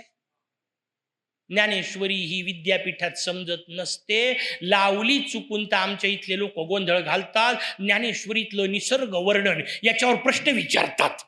अरे माऊली काय निसर्ग वर्णन करायला बसली आहे का? पण यांना पलीकडचं काही कळल तर ना. म्हणलं यांना ज्ञानेश्वरी लावून काय उपयोग आहे? काय बोडखं कळणार आहे? 6वा अध्याय कशाला कुंडलिनी म्हणते ते तरी समजते का? आणि स्वस्ती श्रीवटी शू म्हटलं का यांना वड फक्त पौर्णिमेतच माहिती. यांना पलीकडे काय स्वस्ती श्रीवटी शू कळणार आहे? आणि कशाला शक्ती म्हणतात आणि कशाला रुक्मिणी म्हणतात, यांना देणं घेणं नाही. अशा लोकांनी त्या ग्रंथांना हातही लावू नये. त्याच्यावर बोलायचं असेल तर मामा सोनोपंत दांडेकरांनी बोलावं, साखरे महाराजांनी बोलावं, खंडारकर महाराजांनी बोलावं, बाकीच्यांनी आपलं भजन करावं, त्यांच्या पावलावर चालत असले तर. पण सगळ्यात मोठी अडचण आहे धर्मशास्त्राच्या बाबतीत, कोणी उठून बोलायला सुरुवात करतो कारण आपण ऐकून घेतो. मी ते वारंवार सांगतोय, नाही का? आपण ऐकून घेतो म्हणून कोणी बोलतो. कुठली तरी एखादी नटी कुठल्या तरी भलत्याच माणसाच्या मागं पळून गेलेली, ती जर आम्हाला वड सावित्री सांगल तर याच्यापेक्षा दुर्दैव काय आहे हो? पण ती सांगते कारण तिला लाईक्स करणारे आमच्याकडचे बेकूफ प्रचंड आहेत ना. हे मोठं दुर्दैव आहे. अरे वट सावित्रीच्या पौर्णिमेवर बोलायचं असेल तर अरविंदांनी बोलावं, त्यांनी अर्थ सांगितला. रवींद्रांनी बोलावं, रवींद्रनाथ टागोर त्याच्यावर अर्थ सांगतील. बाकीच्यांनी नसते. यांना समजते का दिवसातून 3 बदलवणारे? यांनी सावित्रीबद्दल बोलावं. पण बोलल्या जातं कारण आमच्याकडे व्हायरल व्हायला काही चालतं. धरलं का ती तिच्या नावाचं आलं का हे आपला फॉरवर्ड करते. अरे काय फॉरवर्ड करायचं हे तर कळलं पाहिजे. पण ते काय मेसेज मस्त असतात. हळदी कुंकवाचे असलेले ते ब्लाऊज पीस आणि व्हॉट्सअपवरचे मेसेज एकाच किमतीचे असतात. ते ब्लाऊज पीस नाही का आलेले कोण वापरता का? वापरत नाही. ते आलेले ठेवते आणि पुढच्या देत राहते. बस हे तसंच करत राहतात. समजो न समजो पुढे चालत राहिलं असं नसलं पाहिजे. हे व्हॉट्सअपचे मेसेज नाही आहेत. एकदा आला की पक्का बसला पाहिजे. तर मुद्गल कळेल. मुद्गल कळण्याकरता एक गजानन नाव सांगितलं. असं भगवान गणेशाचं अवतरण झालं. भगवान गजानन उमांगम लज रूपामध्ये प्रगटले, देवी पार्वतीकडे प्रगटले आणि प्रगटल्यानंतर स्वाभाविक बाकीच्या गोष्टी झाल्या. आणि जेव्हा येऊन पोहोचले, आता विचारण्यात आलं सगळ्या देवता अशा वनवासात का राहत आहेत. त्यांनी सांगितलं सिंदुरासूर नावाचा भयानक राक्षस आहे, त्याच्यामुळे आमच्यावर ही वेळ आली. तेवढ्यात नेमका सिंदुरासूर तिथं आला. आता ठरलं कथा संपवायची असली की नाही का बोलवायचं त्याला वापस, नाही का. आणला सिंदुरासूर. जसा येऊन पोहोचला हात पुढं करूनच आला. मोर्याला मिठी घालायचा प्रयत्न केला. मोर्याला मिठी घालता येत नाही. सकाळी आम्ही घंटाभर प्रयत्न करून पाहिला. शूटिंग होतं आज मोर्याचं. आतमध्ये जाऊन शूटिंग करायचं. सगळ्या अँगलनी कॅमेरा लावला. कुठंच मोर्या बसत नाही. शेवटी पाठकशास्त्री म्हणाले कुठूनच पूर्ण येत नाही. म्हणलं येऊच शकत नाही, कारण मोर्या फ्रेम मध्ये अडकतच नाही. फ्रेम मध्ये बसल कसा? सगळ्या फ्रेमच्या पलीकडे असलेलं तत्व आहे ते. आपण प्रयत्न करायचा फार फार तर आपण बसायचं, जाऊ द्या, नाही का. त्याच्या फ्रेम मध्ये आपण बसलो पाहिजे, एवढं झालं तरी पुरे आहे. मोर्या फ्रेम मध्ये येत नाही. सिंदुरासुराने आपल्याला तेच सांगितलं. सिंदुराने जोरात मिठी मारायची प्रयत्न केला. मोर्याला मिठी बसल कशी? मोर्याला रागाने मिठी बसू शकत नाही. बसायचीच असेल तर प्रेमाने जमू शकेल, नाही का. मोर्यानी त्याच्यापेक्षा मोठं शरीर केलं. त्यानी मिठी मारून दाबायचं ठरवलं. मोर्यानी त्याला मिठी मारून दाबलं. इतक्या जोरात दाबलं का फुटला राक्षस. त्याचं सगळं रक्त अंगावर उडालं. त्याने मरता मरता विनंती केली, मोर्या लाल बुंद सुंदर दिसताय तुम्ही, असेच राहा. मोर्यानी सांगितलं चल जाऊ दे, शरण आलाय मान्य, मी उद्यापासून लाल रंग धारण करील. म्हणून सगळ्या अंगावर मोर्या शेंदूर लावून मोकळे होतात. आल्या आल्या मला एका श्रोत्यांनी सांगितलं, म्हणे परवा बोलता बोलता बोलले तुम्ही मोर्याचा रंग लाल का? सांगितलं नाही. म्हटलं चल 3 दिवस तुला आठवलं, हे काय कमी आहे का? हेच तर काम आहे प्रवचनाचं. रात्री तुमचं डोकं पिकलं की मी यशस्वी. रात्री तुमच्या झोपा जर मोडल्या तर माझं काम जमलं, कारण तुम्हाला जाग करणं हेच मुद्गलाचं काम आहे. जागे झाले पाहिजे. कुठंतरी एखादा प्रश्न आला पाहिजे, मोर्याचा रंग लालच का? फार महत्वाचा विषय आहे. इथं बसलेल्या सगळ्यांना माहिती आहे मोर्याचा रंग लाल. मोर्याला फूल लाल, मोर्याचे वस्त्र लाल, मोर्याचं गंध लाल. पण लाल का म्हटलं की बाबा वाहतात म्हणून. आपल्याचं उत्तरच नाही आहे. फक्त आधीच्यानी केलं हाही करत राहतो. का लाल रंग? प्रत्येक देवतेला आपल्याकडे वेगवेगळा रंग दिलाय. सगळ्यांचं सांगणं मला आता शक्य नाही, म्हणून दोघांपुरतं सांगतो. एक मा जगदंबा आणि एक भगवान गणेश. जगदंबेचा रंग हिरवा, म्हणून तिची साडी हिरवी, चोळी हिरवी, बांगड्या हिरव्या, कारण जगदंबेचा रंग हिरवा. मोरयाचा रंग लाल. या 2 रंगांची गंमत कुठं पाहायला मिळते माहितीये? पुण्यात जाऊन पोहोचा. कुठल्याही चौकात हे 2 रंग आहेत आणि या 2 रंगाचा सगळा खेळ आहे. एक सिग्नल हिरवा, एक सिग्नल लाल. हिरवा लागला की दौडो, धावत राहा. का? कारण जगदंबेचं म्हणजे मायेचं क्षेत्रच आहे, ते धावतच ठेवतं, म्हणून तिचा रंग हिरवा. पण लाल रंग लागला की सगळ्यांनी मुकाट्याने ब्रेक मारायचा आणि शांतपणे उभं राहायचं. आता कुठं जायचं नाही, आता हलगायचं नाही, कारण पोचले. लाल म्हणजे शेवट. मोरयाचा रंग लाल, कारण इथं आले की आता कुठं जायचं नाही. संपली गती. याच्या पलीकडे काही मिळवायचंच नाहीये. शेवटचा टप्पा म्हणून लाल. थांबायचंय. आपण धावण्यातच मरतोय आणि इतकी सवय लागली आपल्याला धावण्याची की आपल्याला धावण्याचंच कौतुक आहे. वास्तविक जगात कौतुक थांबण्याचं आहे. हो, सगळे जणांनी पाहिलेली स्पर्धा आहे, धावण्याची स्पर्धा. पण मला सांगा, धावण्याच्या स्पर्धेत कधीतरी एखाद्या धावत असलेल्या धावकाचा धावता धावता सत्कार करता का? त्याचं उत्तर आहे नाही. मग सत्कार कशाचा करता? त्याचं उत्तर आहे सीमारेषा काढलेली असते, तिथं जो पहिले पोचतो तो तिथं पोचला की काय करतो? त्याचं उत्तर आहे थांबतो, आणि जो पहिले थांबला तो जिंकला. स्पर्धा धावायची का थांबायची? आपण त्याला धावण्याची स्पर्धा म्हणतोय. किती चुकीचं वागतोय ना व्यवहारात. धावण्याची स्पर्धा नाहीये, स्पर्धा थांबण्याची आहे. जो पहिले थांबला तो जिंकला. व्यवहारात ज्याला थांबता येतं त्याला साधक म्हणतात. आपण थांबतच नाहीये, धावतच. पुनरपि जननम पुनरपि मरणम पुनरपि जननी जठरे शयनम. वारंवार वारंवार धावतोय, पुन्हा पुन्हा धावतोय. आणि परवा सांगितलं होतं तसं त्या धावण्याच्या पट्ट्यावरच धावतोय. जिथं चढतोय तिथंच उतरतोय. पुढं कुठं चाललो? पुढं चाललोच नाहीये. मोरयाचा रंग लाल, कारण आता थांबायचंय. आणि काय थांबायचंय? त्याचं उत्तर आहे डोक्यातले विचार. हातपाय नाही थांबायचे, पुन्हा पुन्हा तेच विषोब. डोकं शांत करायचंय. म्हणून अथर्व व्हायचं. थर्व शब्दाचा अर्थ आहे गती. अथर्व म्हणजे गती रहित व्हायचं. काय? शीर्ष. डोकं शीर्ष अथर्व झालं पाहिजे. हातपाय नाही, आपलं डोकं चालत राहतं. हातपाय सतत वापरात नाही का. ते नसताना नुसते पडून सगळ्यात मोठी अडचण आहे. सगळ्या अवयवांमध्ये, परवा मी बोललो की मला आठवत नाही, सगळ्या अवयवांना हाडं दिले. हाडं न दिलेले एकच अवयव दिलं, तिचं नाव जीभ. हिला हाडच नाही ना, बोललो होतो. त्याच्यामुळे सतत ती वापरात राहते, कारण तिचा उपयोग थांबतच नाही. हातपाय बंद पडतात, जीभ मात्र अखंड चालत राहते. डोकं अखंड चालत राहतं, कारण याच्यातही आतमध्ये हाडं नाहीत. मेंदू हाडाचा कुठं बनलाय? त्याच्यामुळे हाडं नाही, त्याच्यामुळे तो झिजत नाही, तो अखंड चालत राहतो. ती रचना आपल्याला सांगितली, ते शांत झालं पाहिजे. कुठं होतं? एका मोरयाजवळ, कारण मोरयाचा रंग लाल. सिंदुराचा विषय आला म्हणून तो शेंदूर वरून असला पाहिजे, आतूनही असला पाहिजे. म्हणून सतत लावत जा. शेंदूर लावावा. फार चांगला पदार्थ आहे. मी वर्गात विद्यार्थ्यांना सांगत असतो, जगातला कुठलाही एखादा दगड उचला, त्या दगडाला शेंदूर लावा, रस्त्याच्या किनारी ठेवा, 4 दिवसात त्याचं मंदिर होतं. काय शेंद्राची ताकद आहे ना. कुठल्याही दगडाला शेंदूर लागला तर त्याचा देव होतो. डोक्याला लावत जा.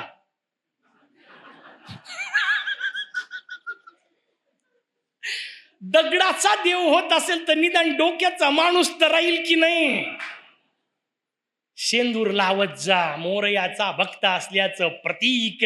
शेंद्राशिवाय राहू नये. आणि त्याचा हिशोब आपल्याला सांगितला, सिंदूरो धूलितांगम. भगवान गणेश गोविंदाचार्यांचं वर्णन करताना आपण पहिला श्लोक वापरतो, अख्ख्या अंगाला शेंदूर लावलेला आहे. कारण मोरयाचं मी भक्त आहे, मी मोरयासारखा असलो पाहिजे. सिंदुराची कथा आपल्याला समोर सांगितली. पुढे एक वीरभद्रक नावाचा राजा झाला. त्या वीरभद्रक राजाच्या नशिबामध्ये पराशर आश्रमामध्ये जेव्हा भगवान येऊन पोहोचले, तेव्हा वेगवेगळ्या देवतांचं अवतरण त्या पराशरांनी मांडलेल्या मूर्ती समोर व्हायचं. त्या वीरभद्रकाला लक्षात आलं की पराशर आश्रमामधल्या या मूर्ती समोर रात्री दिव्य पुष्प मिळतात. पण वीरभद्रकाने विचारलं आपल्या गुरूंना, शिवशर्मा नावाचे, काय नेमकं होतं? हे फुलं कुठल्याच आपल्या राज्यातले नाहीत, येतात कुठून? शिवशर्मेने सांगितलं, या मूर्तीची उपासना करण्याकरता स्वर्गातून देव येतात. राजा म्हणाला, मला पाहायचंय. काय उपाय?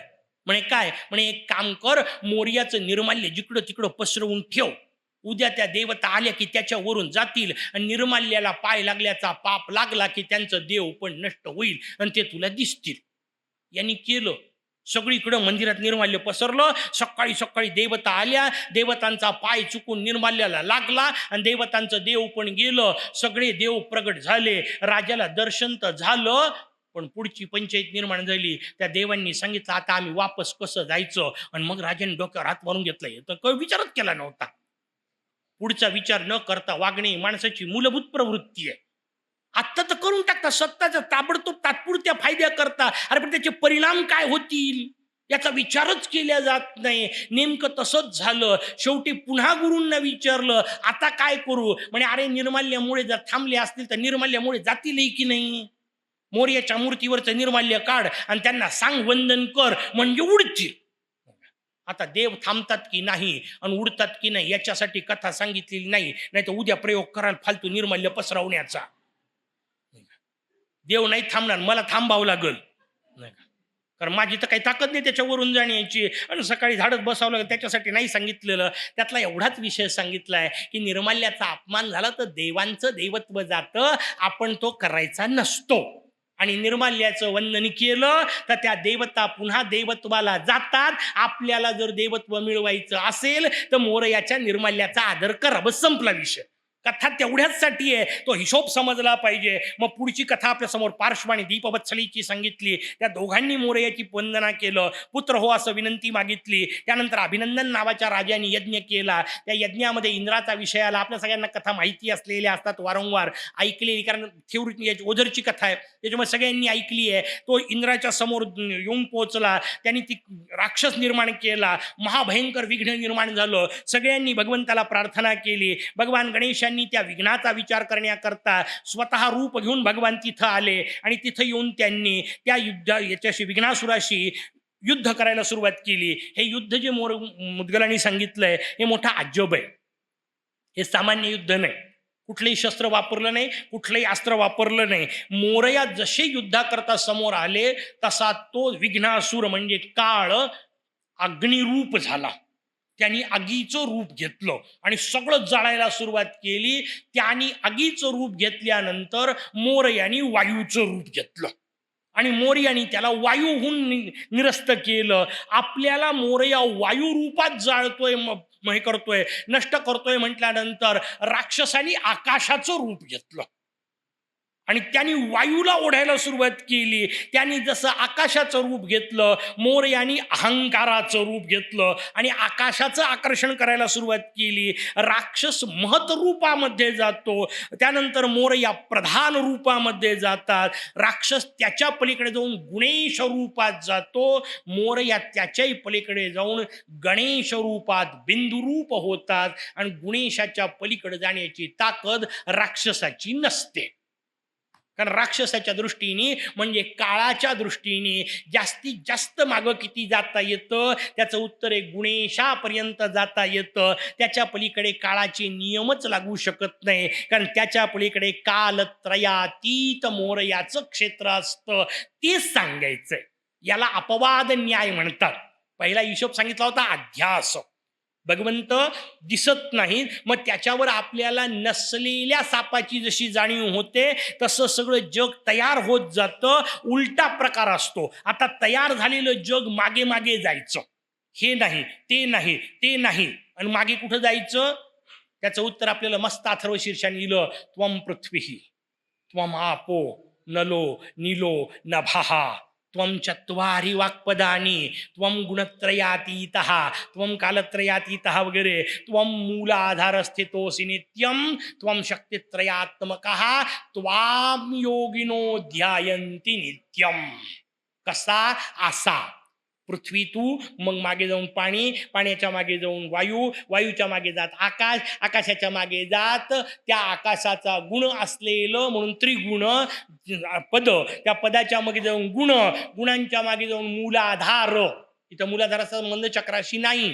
मूलाधार याचा अर्थ या सगळ्याचं जे मूळ आधार म्हणजे मूल प्रकृती तिथपर्यंत, आणि त्या मूल प्रकृतीच्याही मागे तू आहे असं जे तुझं ध्यान करतात त्यांना योगी असं म्हणतात. असं योगी ज्याचं ध्यान करतात त्याला गजानन असं म्हणतात. असं सांगत चौथा खंड आपल्या समोर संपतो. बाकीचं उद्या. तोपर्यंत जय गजानन.